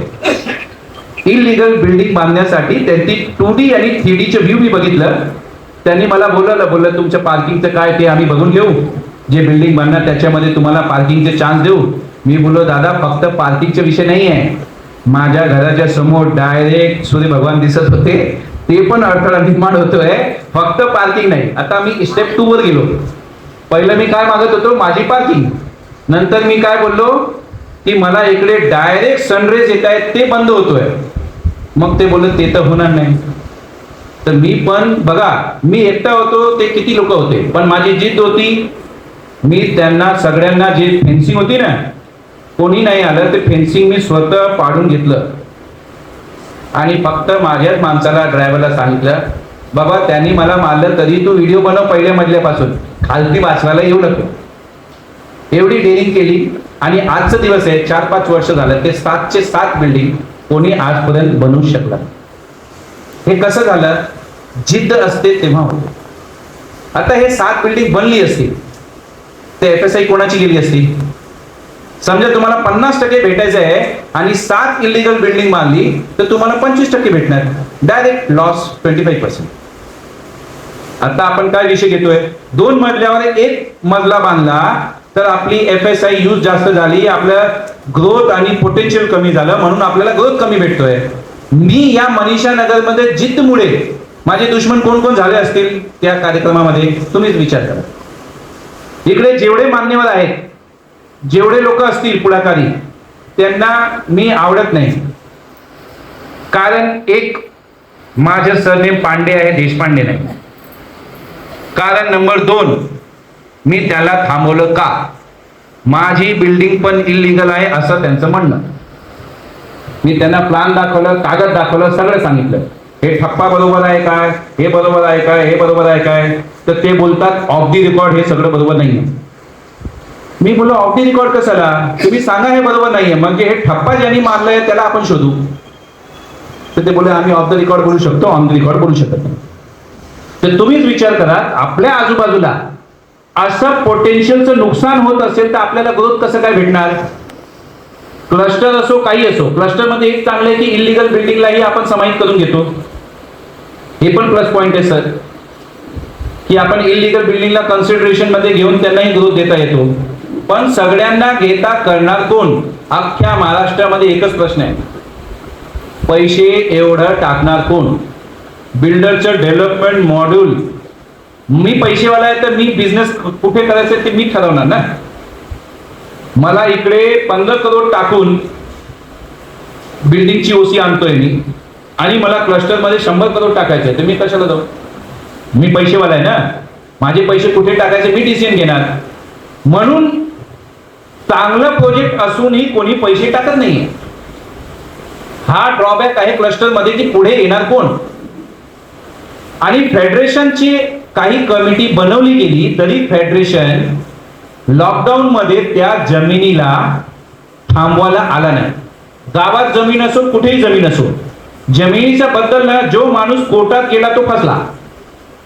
कधी ऐकून घ्या, म्हणजे समजा तुमची 1 एकर जागा आहे, तुम्ही कोणताही माणूस अतिक्रमण करून तुमची 2 गुंठे घेतली आणि तुम्ही पोलिसांकडे गेले, साहेब तो माझ्या जागेवर आला. हे काय, हे तर सिव्हिल मॅटर आहे, माझ्याकडे कशाला आला. तर तो तुम्हाला कुठे पाठवतो, कोर्टात. तुम्ही अडकले आणि तुम्ही कोर्टात केस टाकली तर तुम्ही मेले, म्हणजे 10 वर्ष तुमचं गेलं. आता तुम्हाला काय करायला पाहिजे, तुम्हाला तिकडे जिद्दीने लढायचं असतो. तुम्ही लढले आणि तुमची लढाई स्टार्ट झाली, मग IPC लागू झाली, आता BNS लागू झाली, मग पोलीस येणार. कशाला लढतो, काय वाद आहे, तुझं पेपर घेऊन ये, तुझं पेपर घेऊन ये. मग FIR कोणाला होणार, जो अतिक्रमण करत होता. पण पहिला मुद्दा काय होता, आपला अप्रोच आपण कसं ठेवलंय. गावात पण कुठेही आपण अप्रोच असं ठेवलं ना तर आपलं जमिनीचे नुकसान होतो आणि आपण लिटिगेशन मध्ये फसतो. अख्ख्या कडव्यामध्ये पण हेच आहे. एखादा आपले पोटेन्शियल पारिजात घरोंदा असो अष्टगंधा असो त्यांनी इलिगल बिल्डिंग इकडे बांधतायत त्याला थांबवली नाही. हे विचार करून तू तिकडे बांधतोय ना माझ्या पुढे बांधतोय. माझी तर अष्टगंधा आहे माझी तर पारिजात आहे. पण तो विसरला की तुझी सगळी जागा एकाच लेआउट मध्ये तुला ते FSI चे प्रपोर्शनेट बेनिफिट तुला शेअर होणार आहे. तर त्यांनी एक बिल्डिंग बांधली तर किती FSI केला 40,000 स्क्वेअर फीट इलिगल आल्यामुळे ते 40,000 स्क्वेअर फीट तुमच्या याच्यामध्ये मायनस आहे. नॉर्मल प्रोजेक्ट मध्ये ही. दुसरं उदाहरण सांगतो. काय हे फेडरेशन काय करू शकतो. फेडरेशन मध्ये अध्यक्ष होणं हे सोपं आहे. पण फेडरेशन मध्ये जिद्दीने काम करणं आणि त्या जागेवर उभं राहून की हे तुम्ही चुकीचं करताय ते मी होऊ देणार नाही. फेडरेशनच्या लोकांना घेऊन जाणं थांबवणं आणि काम 100% थांबतो. पण हे जिद्दीचा अध्यक्ष फेडरेशन आणि सोसायटीला भेटत नाही. काय असतो अध्यक्षांना बायको पण सांगते तुम्हाला काय गरज पडली आहे तुम्ही एकटेच का धावताय. सिच्युएशन अशी होते की जिद्दीने जाणार पण पुढे तर तुमचं फेडरेशन बनवलं तो पण पपेट होऊन जातो. मग फेडरेशन बनवून फायदा काय.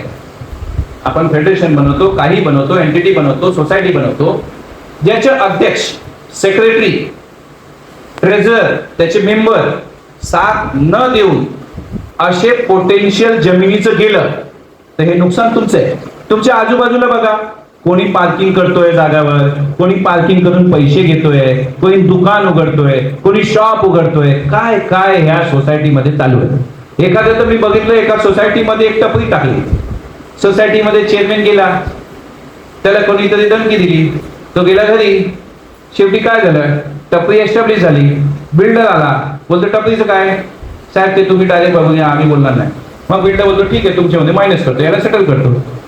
नुकसान कोणाचं तुमचं नुकसान. तुमच्या जागेवर बिल्डिंग बांधली पार्किंग केली टपरी बांधली जागा घेतली बंगले बांधले काही केलं ते सगळं नुकसान तुमचं.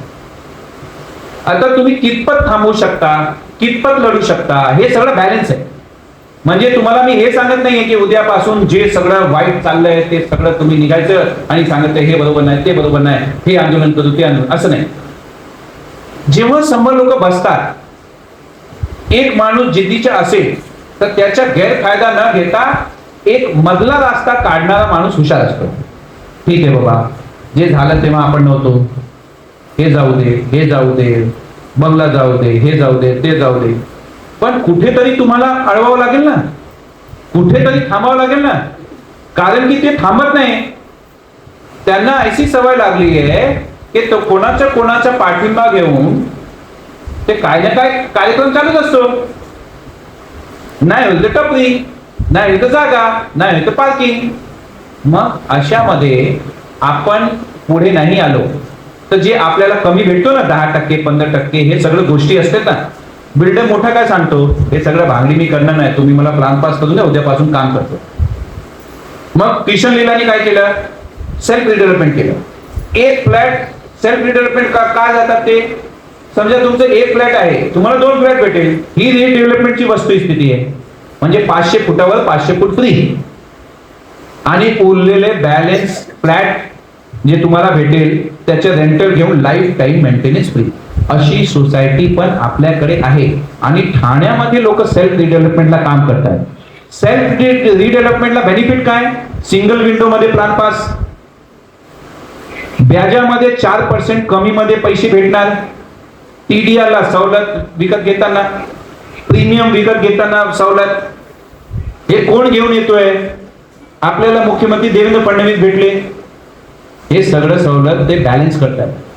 म्हणजे ते असं करत नाही की कोणाचं नुकसान होईल. बॅलन्स डेव्हलपरचा पण फायदा होऊ द्या सेल्फ रिडेव्हलपमेंटचे लोक पण उभे राहायला पाहिजे.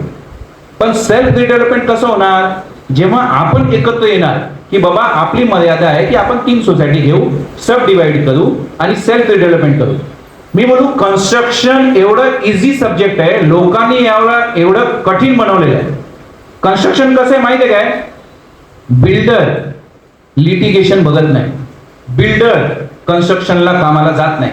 बिल्डर डिझाईन बनवत नाही, बिल्डर कॅल्क्युलेशन आर्किटेक्टची करत नाही, बिल्डर वकिलाची काम त्याला येत नाही, बिल्डर मटेरियल परचेस त्याला कॅपॅसिटी नाही, बिल्डर त्याला कोणचा कपबोर्ड लावायचा काय लावायचं हे सगळं त्याला माहित नाही. पण बिल्डरला एक माहित आहे की या सगळ्या लोकांना आपण कसं बांधू शकतो आणि ते आपल्या पुढे जाणार नाही, म्हणून बिल्डरची हुशारीला त्याला किंमत भेटते. आणि त्या हुशारीला किंमत काय भेटतो? 35% आणि 30%चे 35% बिल्डर कमवतो आणि त्याला एवढं प्रॉफिट नाही भेटलं ना, तो प्रोजेक्टला हात लावत नाही. तुम्हाला ऑफर देतो 22%, 20%, 15%. जसं मेहतानी आपल्याला 15%चा ऑफर दिला होता, तेव्हाही मी पुढाकार घेतलं आणि सांगितलं की आपल्याला घाई करायची गरज नाहीये. ओरली जेव्हा तो सांगणार की मी हे देतो, मग आपल्याला रिटर्न कॉम्पोनेंट आणि रिटर्न डॉक्युमेंट मध्ये जायला पाहिजे. कधीही डेव्हलपर काय विचार करतो, तुम्ही माझ्याकडे एंगेज होऊन जावा, मला करस्पॉन्डन्स करा, मला लेटर लिहा आणि माझ्याकडून पटकन डेव्हलपमेंट अग्रीमेंट साईन करून घ्या. डीए साईन झालं तर 50-100 करोड लोन त्याला उचलता येते. त्याची ब्रँडिंग आणि डेव्हलपमेंट अग्रीमेंट साईन केलेले डॉक्युमेंट. आणि लोक असं करतात की डायरेक्ट जातात, घर रिकामी करतात, खूप घाई करतात. तुमचं जेव्हापर्यंत अल्टरनेट परमानेंट अकोमोडेशनचे अग्रीमेंट होत नाही आणि त्याला काय क्लॉजेस असायला पाहिजे ते झालं नाही, तेव्हापर्यंत तुम्ही कधीही घर सोडायचं नाही. त्याच्या अगोदर घर सोडलं तर असं होणार, आयसोलेट करणार. खूप शाणा माणूस असतो ना, त्याला आयसोलेट करायचं आणि बाकी सगळ्यांना आपल्या ग्रीपमध्ये घ्यायचं, हे बरेचसे बिझनेसची प्रॅक्टिस असते. पण मला असं म्हणायचं आहे की आपण एकत्रित राहिलो तर सगळ्यांना भेटतो. ठीक आहे, तुम्ही बोलत नाही, ते बोलत नाही, तो बोलत नाही, कोणी बोलत नाही, कोणीतरी बोलायला पाहिजे ना. आणि आपल्याला बोलणारी माणसं 10, 15, 12 भेटली हुशार, तर आपल्याला नेगोशिएशनला मदत भेटेल. कधी कधी आपण काय बोललो आपल्याला कळत नाही, साहेब तुम्हीच सांगा कसं होईल. हे सांगणारा माणूस हुशार असतो, सगळं घेतो, लास्टला बोलतो साहेब लोक असं म्हणतात हेच करा. म्हणजे आपण खरं वागलो. या मीटिंग नंतर 100% फिक्स आहे की या चर्चासत्र नंतर जे अख्ख्या कडव्यात 15%चा डाव चालू आहे की 15%पेक्षा कोणीही डेव्हलपर आपल्याला द्यायला तयार नाही आहे. आज या मीटिंग नंतर एक बेनिफिट होणार की सगळी लोक 25%च्या बेंचमार्कवर येणार. ह्या मीटिंगचा हा फायदा होईल की आपण लोकांना अवेअरनेस दिली.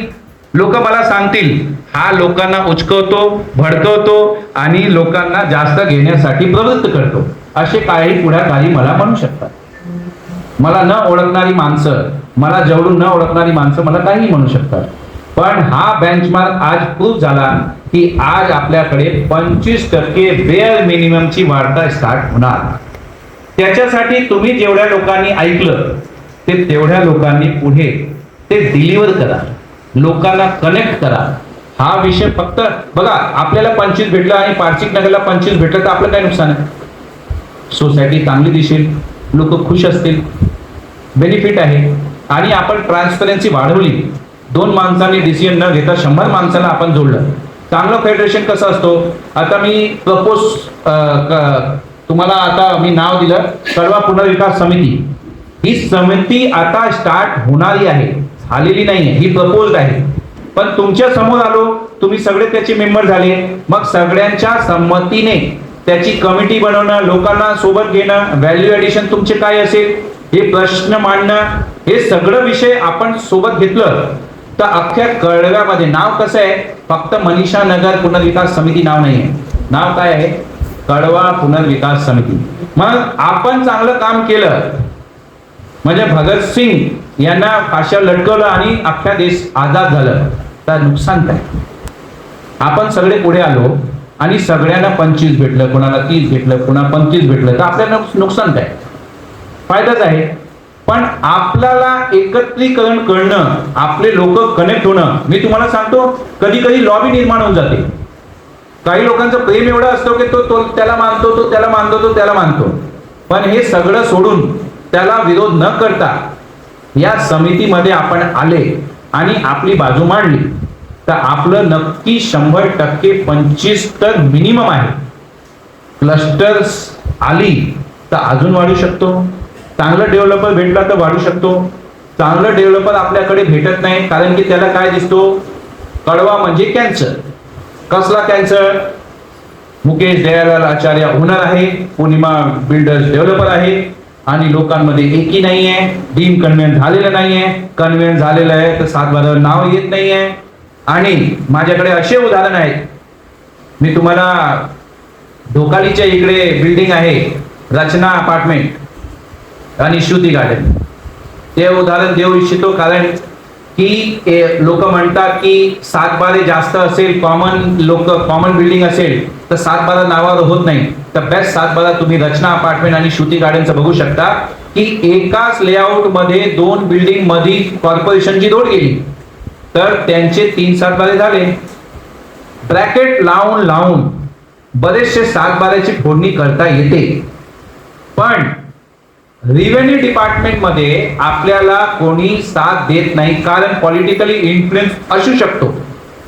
असे आपण नाही म्हणू शकत नाही की नाही असेल ते पॉलिटिकल इन्फ्लुएन्स, किंवा ते डिपार्टमेंटचे जे अधिकारी असतात ते खूप जास्त त्यांना नॉलेज असतो आणि एकदम न कडक असतात. ते म्हणजे त्यांच्याकडे न करण्याचे 10 उदाहरण आणि करण्याचेही 10 उदाहरण असतो. तर ते तुम्हाला दोन्ही सांगतात आणि तुम्हाला कामावर लावतात. हे घेऊन या, ते घेऊन या, त्यांची एनओसी घेऊन या बाजूवाल्याची. आता बाजूवाल्याची एनओसी आपण घ्यायला गेलो तर बाजूवाला रुबामध्ये असतो, तो तर मी कशाला देऊ. मग काय होतो, 7/12 ब्रॅकेट पडून वेगळं होत नाही. आणि वेगळं झालं तर आपल्या मनाची इच्छा असते की आपण तिघांना मिळून करायचंय. आपण दरवेळी मीटिंग घेत असतो की बाबा आपल्याला मिळून करायचंय. मग मिळणारा माणूस एक तिकडे जातो, दुसरा तिकडे जातो आणि एक घरी बसलेला असतो. हे सगळं जे डिफरन्सिएशन आहे की मला तो बोलतो ते आवडतो, मला हा बोलतो तो आवडतो, पण तुम्ही वस्तुस्थिती बघा की तुमच्या हातात सगळं असून तुम्ही इकडे तिकडे पडतायत आणि अशा माणसाकडे पडतायत कधी कधी की ज्याच्या या परिसरात 1 रुपयाचा काडी मात्र इन्व्हेस्टमेंट नाही. लोक मला विचारतात की मी नगरसेवक लढणार प्रभाग 25 म्हणून, मग मी इकडे काम कशाला करतोय. मी इकडे पाहिजे असलं तर मी भाजपचे सगळे आमदार आणि जिल्हा अध्यक्ष यांना घेऊन पण हा पहिला कार्यक्रम घेऊ शकलो असतो आणि माझं नाव पण झालं असतं की आमदार आले, कार्यक्रम चांगला झालं, असं झालं, आणि मला त्या आमदारांचं मदत घेऊन पण काम करायला मदत भेटली असती. तरीही मी हे चर्चासत्र फक्त नॉन पॉलिटिकल ठेवून फक्त तुमच्या समोर आलो, कारण की पहिलं नॉन पॉलिटिकल लोकांना एकत्र यायला पाहिजे आणि हे कळायला पाहिजे की तुम्हाला पॉलिटिकल माणसाकडून काय मदत घ्यायची आहे. तुम्ही असं ब्लँकली गेले आणि कोणत्याही नेत्याला सांगितलं साहेब मला रिडेव्हलपमेंट करून द्या, अरे तो काय बिल्डर आहे?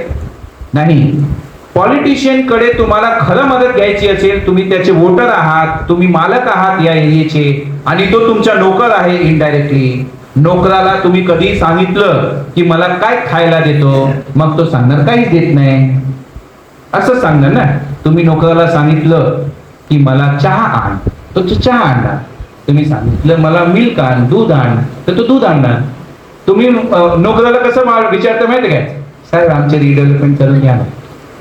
मालक तुम्ही इनडायरेक्ट, जिंकल्यानंतर तो काय काय दाखवतो ते वेगळी गोष्ट आहे, पण डायरेक्ट मालक तुम्ही. तर तुम्हाला हुशारी काय पाहिजे की साहेब 100 लोक माझ्या बरोबर आहे, तुम्ही फक्त ना आम्हाला ना फोन करून ते 7/12 ना तो अधिकारी अडकवतोय, मला मदत करा ना, एक कॉल करा ना, माझं 7/12 व्हायला पाहिजे. हे होतो मदत घेण्याची इच्छा, मदत घेण्याची ताकद आणि स्पेसिफिक सांगणं. राईट टू इन्फॉर्मेशन ऍक्ट आणि जेवढे नेते मंडळी आहे त्यांना स्पेसिफिक बोललो तर आपलं निष्कर्ष निघतो की काम होणार की नाही होणार. पण आपण वेग मध्ये बोललो, साहेब बघा ना आमचे रिडेव्हलपमेंट होऊ द्या ना, होईल चांगलं होईल, बघतो, हे बघून गेले, मग सांगणार रेडेकरजी बघून घ्या जरा, मग रेडेकर सांगणार हो साहेब बघतो ना. मग तुम्हाला एक आश्वासन काय भेटतो, साहेबांनी सांगितलं रेडेकरजी बघून घ्या आणि रेडेकरजींनी सांगितलं बघून घेतो, म्हणजे काम झालं. हे फक्त एका दिवसासाठी. स्पेसिफिक उत्तर पाहिजे तर तुम्ही काय त्यांच्याकडून पाहिजे. तुम्ही आरटीआयला पण मालक म्हणून प्रश्न नाही विचारला, समजा मालक म्हणून नाही विचारला आणि आरटीआयला एक उत्तर विचारलं, साहेब इकडे किती लोकांचे अधिकृत घर आहेत, ठीक आहे, असं स्पेसिफिक विचारलं तर उत्तर भेटतो. आणि तुम्ही वेगामध्ये विचारलं, काही स्पेसिफिक नाही विचारलं तर आरटीआय मध्ये पण उत्तर भेटत नाही. तर आरटीआय आणि नेते मंडळी तुम्ही स्पेसिफिक विचारलं तर त्यांना प्रेशर येतो. प्रेशर कसलं की मला स्पेसिफिक सांगायचे की सातबारा होतो की नाही होतो, कसं होतो हे कसं होत नाही. आणि तुम्ही 2 पायरी सोडून तुमची टीम कन्व्हेन्स झाली नाही, सातबारा झाला नाही, प्रॉपर्टी कार्ड झाला नाही, तुम्ही त्याला बोलताय साहेब रिडेव्हलपमेंट करून द्या. हा कोण पडणार, कोणतं पॉलिटिशियन या भागणीत पडणार की मी डेव्हलपर दिला आता डेव्हलपर बनवणार, कोणीच नाही पडणार. डायरेक्ट नाहीच पडणार, इनडायरेक्ट सगळेच पडतील. डायरेक्ट कोणी नाही येणार समोर, बाबा मी नाही तुम्ही माझ्याकडे आले होते. कधी कधी ना लोक सिच्युएशन क्रिएट करतात, हो भाऊ सांगायला सगळ्यांना माझ्याकडे यायला, म्हणजे कोणी येत नाहीये पण आपणच क्रिएट करतोय माणसाला पुढे पाठवून सगळ्यांना घेऊन येते, बाबा मी भेटतो सगळ्यांना. मग आपणच सिच्युएशन क्रिएट करायची, आपणच त्यांना सल्ला द्यायचा. अशी सिच्युएशन पण कुठे ना कुठे येते. काय होतोय, एक लॉबी क्रिएट होते, दुसरी लॉबी क्रिएट होते, तिसरी लॉबी क्रिएट होते. या लॉबीमुळे माणूस कन्फ्युज होतोय. म्हणून सांगितलं की तुम्ही एकत्र आले तर 2-3 संध्या भेटतात, 2-3 इलेक्शन गेले, आपल्याला मागता आलं नाही, आपण रिडेव्हलपमेंट मागितलं, तुम्हाला मागायला पाहिजे तर साहेब माझं सगळं रेडी आहे पण तो अधिकारी सातबाराला नाव लावत नाही, फक्त एवढंच करून द्या. आपण मागतोय 2 स्टेप सोडून, सातबाराला नाव नाही, आपण चाललो रिडेव्हलपमेंट. मग आता आपण काय म्हणतोय, हे सगळं डोकेदुखी कोण करणार, डायरेक्ट बिल्डरला देऊ आणि डायरेक्ट आपण रिडेव्हलपमेंटला जाऊ. मग बिल्डर करणार सातबारा, बिल्डर करणार डील कन्व्हेन्स, बिल्डर करणार सब डिव्हिजन, सगळं बिल्डर करणार. तर तुम्हाला एवढी मेहनतचे मोबदला घेणार की नाही घेणार. मग तो सांगतो की एवढं काम मला दिलेलं आहे तर तुला 10% देतो, लवकर लवकर डेव्हलपमेंट अग्रीमेंट साइन कर. कारण की आपण स्टेप घेत नाही, आपण काय करतो डायरेक्ट चावी आणि की देत द्या ना साहेब घराचं रिडेव्हलपमेंटचं देतो, तो पण व्हॉट्सअप मध्ये की आणि चावी देतो, खरं देत नाही. बरोबर की नाही. तर असं प्रॉब्लेम आपल्याकडे येणार. एक लाईव्ह एक्झाम्पल तुम्ही बघितलं, खारगावची लोक बसलेले आहेत ते बघितलं. सेल्फ रिडेव्हलपमेंटला खूप जिद्द पाहिजे. 100 लोक असतील ना तर 10 लोक एवढे जिद्दीचे पाहिजे ना की त्याने तटस्थ राहायला पाहिजे, मग सेल्फ रिडेव्हलपमेंट शक्य आहे. तुम्ही पाहिजे तर कधी हरिनिवास सत्तरला किशन लीला जे बिल्डिंग ते बांधताय ते किती घट्ट आहे, ठीक आहे, त्यांच्याकडे अशी माणसं कमी आहेत की जे मिडल क्लास आणि लोअर मिडल क्लास मध्ये. आपल्याकडे प्रॉब्लेम काय आहे की हा पूर्ण जो प्रोजेक्ट होता लोअर इन्कम ग्रुप साठी होता, म्हणजे गरीब लोअर मिडल क्लास आणि लोअरच्या खालती एक टप्पा खालती लोकांनी हे घर घेतलं तर त्यांची कॅपॅसिटी नाहीये, होल्डिंग कॅपॅसिटी नाहीये. म्हणजे घर बांधताना 1 वर्ष पुढे गेला, भाडे नाही भेटले तर त्यांची कॅपॅसिटी होल्ड करायची. हा सिच्युएशन इकडे सेल्फ डेव्हलपमेंटचा मायनस आहे. पण थोडंसं कष्ट करून माणसाने 1 वर्ष एक्स्ट्रा काढलं, 6 महिने काढलं आणि एकमेकांवर विश्वास दाखवला तर एका फ्लॅटचे 2 फ्लॅट होतील आणि जे फ्लॅट सेलेबल येईल लाईफ टाइम मेंटेनन्स फ्री होणार. कारण मी असे डेव्हलपर पण बघितले आहेत बी क्लास सी क्लास, ते काय करतात माहिती आहे काय, लॉक अँड की मॉडेल. जसं आता मी तुम्हाला डेव्हलपमेंट मॉडेल सांगितलं की पहिल्या डेव्हलपमेंट मॉडेलला ते स्टार्टिंगला बुकिंग घेतली, बँकेचे पैसे घेतले, बुकिंगचे पैसे हातात आले, फक्त प्लान पासला ऍडव्हान्स लागलं, कारण की प्लान पास नाही तर देण्यामध्ये आपण बुकिंग घेऊ शकत नाही. डेव्हलपमेंट मॉडेल मध्ये जो बांधणारा माणूस आहे त्याला कॉन्ट्रॅक्ट दिलं की बाबा तुला 10,000 स्क्वेअर फीट देणार, फक्त तू कन्स्ट्रक्ट करून सगळं दे विथ डोर आणि सगळं लावून. मग त्याला 1600, 1700, 2200 काही एक रेट फिक्स केलं आणि ते त्याची बिल जेवढी निघणार आहे त्या बिलाप्रमाणे आजच्या 12,000 किंवा 15,000 त्याला सबसिडी दिली की 18,000च्या भावामध्ये तुला 15,000 मध्ये स्क्वेअर फीटचा भाव देतो. मग लॉक इन की काय झालं, त्याचं समजा 2-2.5 करोड बिल झालं, 2-2.5 करोड मध्ये त्यांनी स्क्वेअर फीट त्याला लिहून दिलं की बाबा तुला 10,000 फूट दिलं, तू माझं पूर्ण बिल्डिंग कन्स्ट्रक्ट करून दे. तर लॉक अँड की झालं, पैसे लागले नाही लागले. माल मटेरियल वाल्यांना इझी पडलं की मला 18,000चा भाव 15,000 भेटला, बिलच्या समोर फ्लॅट भेटलं. आणि सोसायटीने रिलीज कधी केलं लॉक अँड की मध्ये की 3 मजले झाले तर तू एक फ्लॅट विकू शकतो, 4 मजले झाले तर दुसरा फ्लॅट विकू शकतो, 5 मजले झाले तर 6वा फ्लॅट विकू शकतो. त्याला एनओसी कधी दिली, त्याचं काम जसं जसं प्रोग्रेसिव्ह वे मध्ये झालं तसं तसं त्याला ते एक एक फ्लॅटचे रिलीज दिलं. असे बिल्डर पण करतात, असे ए क्लास डेव्हलपर पण करतात, सी क्लास करतात, बी क्लास पण करतात. हे सगळं त्यांना पैसे जनरेट करण्यासाठी हा पोटेन्शियल यूज करता येतो. मग घरात काय लागलं, बांधण्यावाल्याने बांधून दिला, 10,000 स्क्वेअर फीट गेले, जे लोकांना द्यायचे होते ते गेलं. आता राहिला विषय रेंटल. तर तेवढं जेवढं फ्लॅट विकायचं आहे की रेंटल क्रिएट होऊ शकतो तेवढं फ्लॅट सेलेबल काढलं. मग फक्त बिल्डरचं लागलं डेअरिंग आणि पहिलं पैसे प्लॅन पास. मग ते सगळं डेव्हलपमेंट मॉडेल पण बसला आणि हे पण बसलं.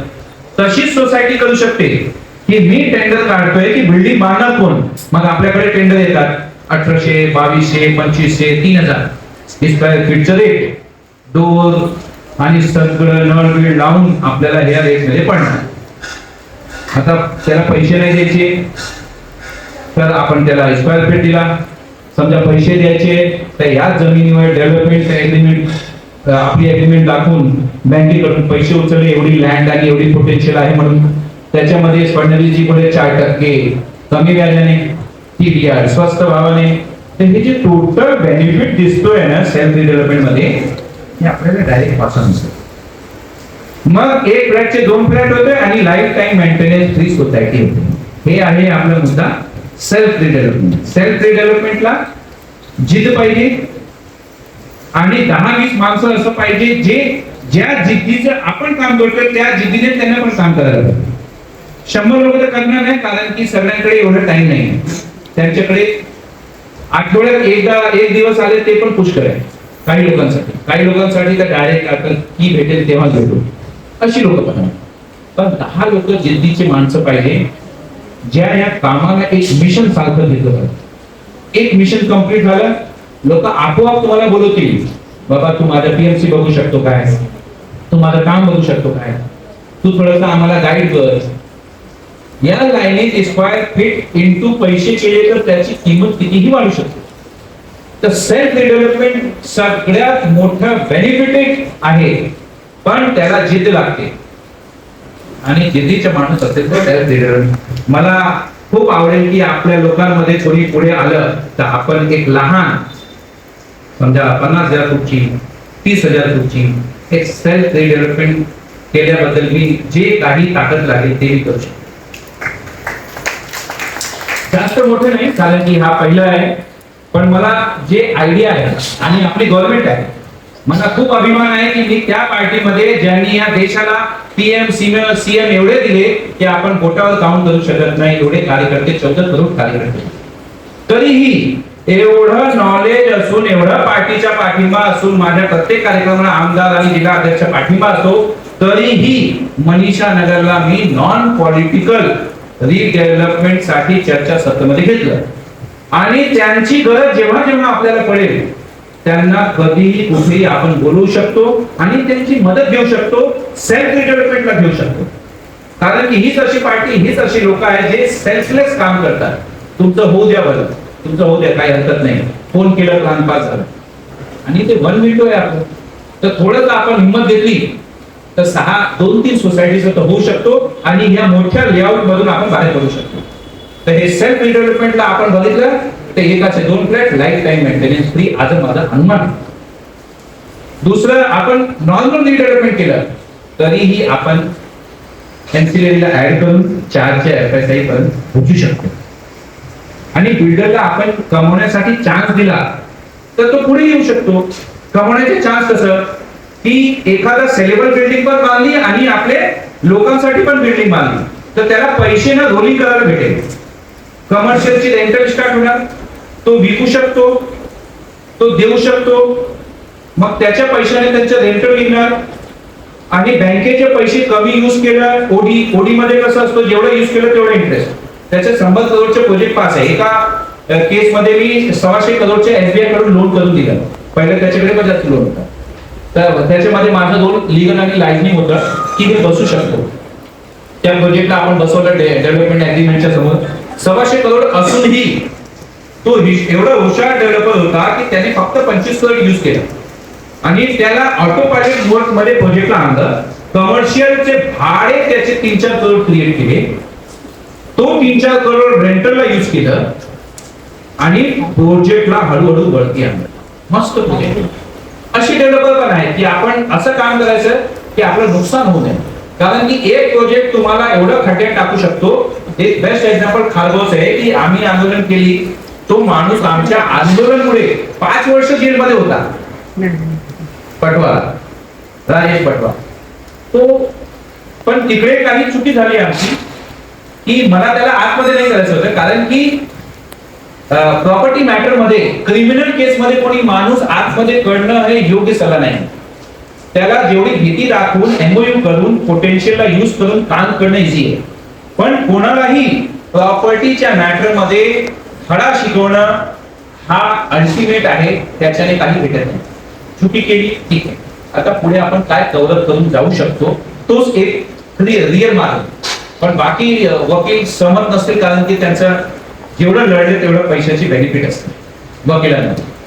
पण योग्य सल्ला हाच आहे की आपल्याला कसंही इलिगल झालं बाबा ठीक आहे तू 10,000 फूट इलिगल केलंय लीगल मध्ये 4 सूट 6 घे असं नेगोशिएट करून पुढे जाणारा माणूस पुढे जातो.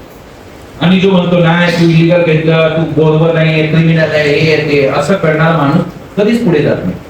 ठीक आहे तो राईट आहे त्याला शिक्षा व्हायला पाहिजे हे व्हायला पाहिजे ते व्हायला पाहिजे. पण मला एक सांगा तू फाशीवर चढला तर आपल्याला काय पाहिजे. शेवटी गरीब लोकांसाठी एक कॉमन निर्णय घेणारा माणूस पाहिजे. अल्टिमेट निर्णय घेणारा माणूस न्याय देणारा माणूसची काढायला गरज नाहीये. म्हणून काढायची गरज पुन्हा विकास आहे की आपल्याला अल्टिमेट नको. अल्टिमेट गरीब मिडल क्लास लोअर मिडल क्लासचा फायदा कसा होईल तो डिसिजन घेणारी एक मोठी संख्या मोठी फायटर अशी टीम आपण उभारणी केली तर हे मेसेज लोकांपर्यंत जाणार की सेल्फ डेव्हलपमेंट पॉसिबल आहे. हरिनिवास सर्कलला होऊ शकतो तर कडेला का होऊ शकत नाही. आणि मी तुम्हाला सांगतो येणारे काळ सेल्फ डेव्हलपमेंट होणार कारण की बिल्डर त्यांना 10, 20, 25 देणार आणि त्याच्या पुढे ते देऊ शकणार नाही. आणि बांधणारा वेगळं सगळं वेगळेच आहे तर आपण काय करू शकत नाही. क्लस्टर चांगलं आहे त्याच्याबद्दल दुमत नाही पण क्लस्टर करणार पैसे लावणार आणि सगळं झाल्यानंतर तेवढ्यापर्यंत कोणी इन्व्हेस्टर उभं नाहीये. सगळ्यांच्या मी बाईट्स ऐकले मोठे मोठे डेव्हलपर बहुत अच्छा है ये बहुत अच्छा एकत्रीकरण है कॉमन एमिनिटी शहर को एक नए लेवल पे लेके जाएगा. पैसा कौन लगाएगा. चांगलं प्रोजेक्ट पण पैसे लावणारे कोण. त्याच्यामधला हा क्लास काढला की सेलेबल लेवलवर करू शकतो. तिकडे थोडं बॅलन्स केलं तर मला वाटतं क्लस्टर सारखं दुसरं कोणी असं प्रकल्प नाहीये. पण त्याच्यामध्ये तुझी काही दिसते क्लॅरिटी नाहीये. क्लॅरिटी वाढायला पाहिजे की एक higher middle class lower middle class बरोबर राहू शकत नाही. हायर मिडल क्लास जसं मेंटेन करतो सोसायटीला लोअर मिडल क्लास करू शकत नाही. आणि झोपडपट्टीला आपण सोबत घेतलं तर राईट ऑफ वे कसं असेल रस्ता कुठून असेल तो या दोघांना मॅच करू शकत नाही. तो आयुष्यपत आपल्या घरामध्येच आपण भाड्याने राहतोय हा 5,000 मेंटेनन्स मागतोय. असं झालंय की झोपडपट्टीमध्ये फ्री मध्ये राहत होतो आता 5,000 देऊन मला हे भाड्याने घर देत आहे असं पण विचार करू शकतात. त्याच्यामध्ये काही नवीन नाहीये. बरोबर आहे तो फ्री मध्ये राहत होता त्याला त्याची सवय आहे. तुम्ही त्याला घर बांधून द्या जास्त जास्त 500,000 घ्या. तुम्ही सांगा 7,000 तुझ्या उद्यापासून मेंटेनन्स एकदम हाय क्लास क्लस्टर मध्ये तुझी सोसायटी बनवलं तो का तयार होणार नाही. तयार होणार. मी SRA चे असे प्रोजेक्ट बघितलं की पहिल्या चाळी अशी होती SRA मध्ये चाळी अशी झाली पण ती 40 आहे. राहण्याची पद्धत इकडे त्याचं घर होतं 10x10 पण तो वरती खालती डबल मजला वरती खालती करून सामान ठेवून तो हवेत पण युज करायचा जागा. म्हणजे 10x10 जागा आहे हवेत युज करून 10x10 अजून युज करतोय. पहिला मजला टाकतोय त्याच्यावर टाकतोय मग सायकल वरती ठेवतोय. त्याला किती फ्रीडम होता. तुम्ही त्याला काय केलं SRA मध्ये 325 देऊन टाकलं. आता तो इकडे वाढत नाही तिकडे वाढत नाही तर त्यांनी काय केलं पॅसेज मध्ये ड्रम ठेवले. पॅसेज मध्ये सामान ठेवलं, त्याला पूर्ण नाही, 2 मुलं आहेत, त्यांना 2 घर देता येत नाही, चाळीमध्ये 2 देता येत होता, एक वरती मोठा मुलगा, खालती लहान मुलगा, आणि आम्ही बाहेर, असं त्याची सवय आहे. त्याला आपण काय केलं, एसआरए मध्ये दिलं 325, पाय टाकलं की घर संपला. टॉयलेट बाथरूम कंपल्सरी, त्याची टॉयलेट होती बाहेर. तर शेवटी त्याला काहीच नाही भेटलं असं त्याला वाटतं, कारण गव्हर्नमेंटने चांगलं काम केलं एसआरए करून. मग आपल्याकडे एसआरए आहे, आपल्याकडे महाडा आहे, आपल्याकडे नॉर्मल रिडेव्हलपमेंट आहे. तर या सगळ्यांना मिक्स करून, जसं या पुष्पगुच्छ मला देण्यात आलं, त्याच्यामध्ये गुलाब आहे, सगळे फुलं आहेत, सगळा एकत्रीकरण करणं म्हणजे क्लस्टर. पण कोणाकोणाला आपण आतमध्ये घ्यायचं त्याला ठाम विरोध. समजा आपण 5 पूर्ण इलिगल बिल्डिंग घेतली, ठीक आहे, क्लस्टर मध्ये होतो, पण त्याची राहण्याची पद्धत, त्यांना ऍड करणं, बाहेरून 100 लोक जे येणार आहेत ते वेगळे, पहिले राहणारे 200 लोक वेगळे, यासोबत कसं कॉमन सोसायटी चालणार, हे सगळं प्रश्नांची उत्तरं आणि आपल्याला उदाहरण भेटत नाही, म्हणून लोक क्लस्टरला घाबरतात. रोड कसं असेल, शेत कसं असेल, रस्ता कसा असेल, नाला कसं असेल, सिवरेज कसं असेल, हे सगळं जाणून घेण्यासाठी ही मोठी कमिटी पाहिजे. या मोठी कमिटीमध्ये मग वेगवेगळं पार्ट बघता येईल आपल्याला, मग याच्यामध्ये आपण चेंजेस करू शकतो. कोणाच्या संमतीने, कमिशनर आणि हाय क्लासची एक कमिटी बनवलेली आहे क्लस्टरने. मग ह्याच्या अप्रुव्हलने आपण थोडंफार चेंजेस करू शकतो की हे 2 बिल्डिंग थोडा साहेब आपण पुढे ऍड होऊ, पण त्याला पण मर्यादा आहे की रोड रस्ता कुठे बसतोय ते पण आपल्याला बघावं लागेल. मग त्याची टीडीआर वगैरे काय ते होईल ते आपल्याला घेता येईल आणि पुढे जाता येईल. तर मला असं म्हणायचं आहे की आपल्या आसपास परिसराला चांगलं करायचं असेल तर तुमच्या बाजूला एक चालू आहे स्विमिंग पूल. आपण म्हणतो एशियातला मोठा स्विमिंग पूल आपण म्हणूया, पण ते स्विमिंग पूल मध्ये जाऊन असं वाटतोय की आपण किती आलो, किती पैसे लागले, किती वेळा लागला, हे आपण करत नाही, हे आपण पुढे जात नाही. आणि आपण या बिल्डिंग मध्ये भाड्याने 2 पैसे जास्त भेटलं तर आपण कोणाला भाड्याने जागा देतो आणि त्या पैशाचा वापर कशासाठी लोक करतायत. 2 पैसे जास्त भेटले आपण कोणालाही आपण भाड्याने देतो. मग तो काय करतो, तो समाजासाठी चांगलं काम करतोय की किंवा एखाद्या धर्मासाठी असं काम करतोय की बाकी लोकांना त्रास होणार. तर भाड्याने देताना हे सगळं करताना तुम्ही थोडस लक्ष द्या. हे पण मी बघितलंय की आपल्या परिसरात काय काय चालू आहे. तर हे सगळं थांबवण्यासाठी कळवा पुनर्विकास समिती यांनी पुढाकार घेतलं तर थोडं थोडं वेगळं टास्क आपल्याला हाती येणार. त्या टास्कला आपण समोर गेलो तर ठीक आहे, नाहीतर डेव्हलपर कातिया सारखा आला. कातिया लोकांना आठवण असेल, जुनं पिक्चर सनी देवचं.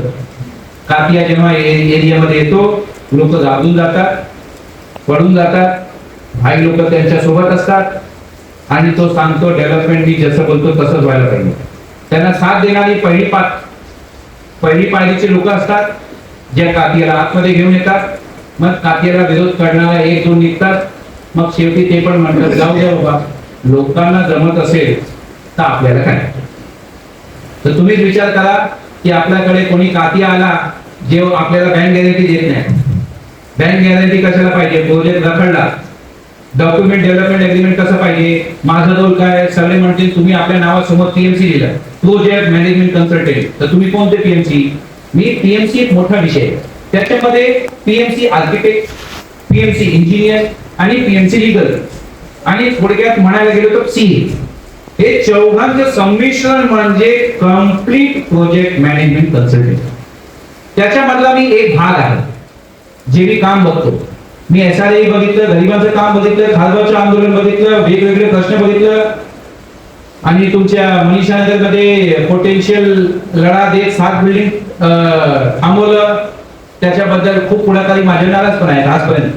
त्याचं मला नुकसान होईल की फायदा आहे, पण मला असं वाटतं की कॉमन लोकांपर्यंत आपण पोहोचून काम केलं तर फायदा होईल. तर अशी अपेक्षा आहे की आपल्या आशीर्वादात नेहमी भरभरून, जसं मी सोसायटीमध्ये तुम्ही मला निवडून दिलं, पहिल्यांदा असं झालं की अपोजिशन खूप स्ट्रॉंग लढलं माझ्या समोर आणि तुम्ही मला खूप बहुमताने निवडून दिलं. त्याच्याबद्दल शुभेच्छा. आणि पुढच्या निवडणुकीत पण तुम्ही मला साथ देणार आणि तिकडे तुमचे जे प्रभाग 25 मध्ये ओळखीचे असतील त्या सगळ्यांना तुम्ही मदत करून मला निवडून देणार की मी आतापर्यंत कधी इलेक्शन लढलो नाही. कॉमन माझे वडील शेतकरी होते आणि मी इकडपर्यंत पोहोचलो, तर तुमच्या आशीर्वादाने निवडणूक जिंकली. त्याच्या अगोदरच मी तुम्हाला न्याय देण्यासाठी कधी उभा राहणार. कधी तुम्ही हाक मारा, कधी आठवण काढा, ही माझी एरिया नाही, पण तरीही मी एरिया दत्तक घेतलेले आहे. कधी तुम्ही बोलू शकता, कधी बोलू शकता, पण आपले टीम वाढवा. लोकांना बोलून 2चे 4, 4चे 16, 16चे 32 असं वाढवत जाऊ आपण. आणि हे आपलं पुनर्विकास समितीला मनीषा नगर मध्ये प्रत्येक घरामध्ये आपले 10-10, 5-5 माणसं असायला पाहिजे. आणि आपलं एकच धोरण आहे की जे लोक आपल्याला 15% कॅल्क्युलेट करतायत ते या चर्चासत्रानंतर 25 होईल आणि नेगोशिएशन नंतर जेवढं वाढेल ते आपली क्वालिटी आणि क्वांटिटी मध्ये आपण गेलो तर होणार. तर काही प्रश्न असतील लोकांचे तर तुम्ही बोलू शकता. मला असं वाटतं की सातबारा, टायटल, सारे गावठण हे सगळं गावठण वगैरे आपल्याला लागू नाही, कारण की आपलं जे प्रोजेक्ट आहे ते तिकडच्या बाजूची जागा आहे. गावठण कसं असायला पाहिजे, त्यांची मर्यादा आहे, त्यांना लीगल मध्ये जेवढा आता राहतायत बांधणं शक्य नाही, तर ते आपल्या परीने जे काही करतायत त्यांना विरोध नाही. आणि जे लोक इलिगल घरामध्ये राहतायत त्यांचा माझा काही विरोध नाहीये. गैरसमज माझ्या एक शब्दाला घेऊ नका. जे लोक इलिगल मध्ये राहत आहेत त्यांना वाचवण्याची जबाबदारी आपलीच आहे, आपल्या सरकारची आहे, आपल्या लोकांची आहे. पण ह्याच्या पुढे इलिगल होऊ नये याची खात्री पण आपल्यालाच करावं लागेल, नाही तर आपली पोटेन्शियल जाणार. कुठेतरी आपल्याला थांबावं लागेल. यानंतर इलिगल होऊ नये त्याच्यासाठी आपण ठाम आहोत. आणि लोक समोर आले तर जे लोक आपल्या पोटेन्शियलला पार्किंग आणि वेगवेगळ्या पद्धतीने युज करतायत त्याच्या विरोधात आपण जाऊ शकतो. जर सोबत सगळे आले तर तुम्ही पाठिंबा दिला तर जे अतिक्रमण चालू आहे ते अतिक्रमण कुठेतरी थांबायला पाहिजे, नाहीतर आपल्याला त्याचं भोगदंड आणि नुकसान भविष्यात होणार आहे. लोकांना असं वाटत असेल की ती जे कमवत आहेत त्यांच्या विरोधात मी बोलतो, असं काहीच नाहीये. मी फक्त आपल्या जागेसाठी मी मालक आहे म्हणून मी माझी अशी भूमिका दाखवली की मी एका लेआउटचे पार्ट आहे म्हणून ही मोकळी जागा माझी आहे, अशी माझी ठाम भूमिका आहे.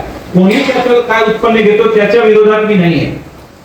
त्याला कुठेतरी मर्यादित होऊन सगळं सोडावं लागेल, कारण की आम्ही सगळे त्याचे शेअर होल्डर आहोत आणि त्याचे बेनिफिट आपल्याला शेअर व्हायला पाहिजे अशी भूमिका आहे.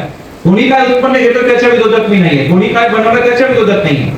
जे झालं ते झालं. कुठेतरी त्यांना आपण कसं घेता येईल, यांची बिल्डिंग इलिगल झालेली आहे त्याला कसं समाहित करण्यात येईल, कसं त्यांना क्लस्टर नाही तर बाकीच्या ठिकाणी ग्रोथ किंवा थोडंसं डिग्रो करून इलिगलला समाहित करण्यात येणार. 25%, 50% असेल तर वेगळी भूमिका असेल, 100% इलिगल असेल तर वेगळी भूमिका असेल. जमीन पण त्यांची नाही आणि स्ट्रक्चर पण त्यांचं बरोबर नाही, त्याला वेगळी भूमिका असेल. पण सगळ्यांना समाहित करण्यासाठी म्हणजे क्लस्टर म्हणजे डेव्हलपमेंट अशी माझी भूमिका आहे. कोणी असं गृहीत धरू नये की मी कोणतेही इलिगल कन्स्ट्रक्शन, इलिगल कामाच्या विरोधात आहे. पण माझी भूमिका ठाम आहे की मी जे जागेचा मालक आहे आणि जे बेनिफिट मला शेअर होणार आहे, मी जेव्हा मी म्हणतो म्हणजे पारिजात, मी म्हणतो माझे सभासद, मी म्हणतो म्हणजे आम्ही सगळे जे शेअरिंग होणारी वस्तू आहे ते सगळं म्हणजे आम्ही सगळ्यांचं आहे. मी म्हणजे फक्त माझं नाही, मी ऍज अ चेअरमॅन रिप्रेझेंट करतोय. कोणी असं सांगितलं मी पुढाकार का घेतोय, मी पुढाकार घेतोय कारण की श्री गीताचा चेअरमॅन आहे. मी पुढाकार घेतोय कारण की मी पारिजातचं निवडून आलेला चेअरमॅन आहे. मी पुढाकार घेतोय कारण की माझी शॉपची इन्व्हेस्टमेंट आहे. मी पुढाकार घेतो माझे फ्लॅटची इन्व्हेस्टमेंट आहे. काही ना काही माझे 1.5 करोड रुपये या गुंतवणूक मध्ये मी लावलेले आहे. मी माझ्या 1.5 करोड साठी आणि तुमच्या वतीने सगळ्यांसाठी पुढाकार घेतोय कारण की माझे पैसे लागलेले आहेत. मी असं लोकांना विचारतो की तुम्ही पुढाकार का घेताय, की एवढ्या वर्षापासून तुम्ही डेव्हलपमेंट केली नाही, आता पुढाकार घेताय, धोकादायक सांगताय, कॅन्सर सांगताय, 15% सांगताय, तर तुम्ही पुढाकार का घेता आहेत. तर मला प्रश्न जे लोक विचारतात की मी का घेतोय, माझी गुंतवणूक, माझं पद, माझी इच्छा मी तुम्हाला सगळ्यांच्या समोर मांडली. तुम्ही का घेताय तुम्ही सांगा. तुमचे 1 रुपये लागले नाही आणि आम्ही मालक, तुम्ही नोकर, निवडून दिलं म्हणून. तर अशी भूमिका तुम्ही लक्षात ठेवून येणारे दिवस आपण बसूया सोबत, तुम्ही आपण जॉईन करू, या कळवा पुनर्विकास समितीला मोठं करू, इकडे तिकडे बॅनर लावून लोकांना संदेश देऊ, या बसा पुढे जाऊ. 25% हा बेसिक अधिकार आहे, त्याच्या पुढे आपण नेगोशिएशन करून जाऊ शकतो. कोणी कन्व्हिन्स केला तर 2-5% प्लस मायनस झाला प्रॉब्लेम नाही, पण बँक गॅरंटी असायला पाहिजे की प्रोडक्ट रखडला तर सभासद मिळून या प्रोजेक्टला बँक गॅरंटीतून कंप्लीट करू शकतात. हे अग्रीमेंट मध्ये असणं गरजेचं आहे. पर्पज भेटलं ठीक आहे, ग्रोथ भेटलं ठीक आहे, पण बँक गॅरंटी लोक देत नाही. कारण की bank guarantee, strong bank guarantee काय असते, 100 करोडचे प्रोजेक्ट आहे तर 20 करोड 25 करोडचे बँक गॅरंटी असायला पाहिजे. आणि पहिलाच एकदा लेआउट पास केलं तर एकदाच त्याचे बिल्डरचे पैसे लागले तर चांगलं आहे, नाही तर तो काय करणार, थोडे थोडे पैसे लावून पाठ करत असणार, अमेंडमेंट करत असणार. हे टेक्निकल गोष्ट आहे. हे लहान लहान गोष्ट तुम्हाला एकाच वेळी समजणार नाही.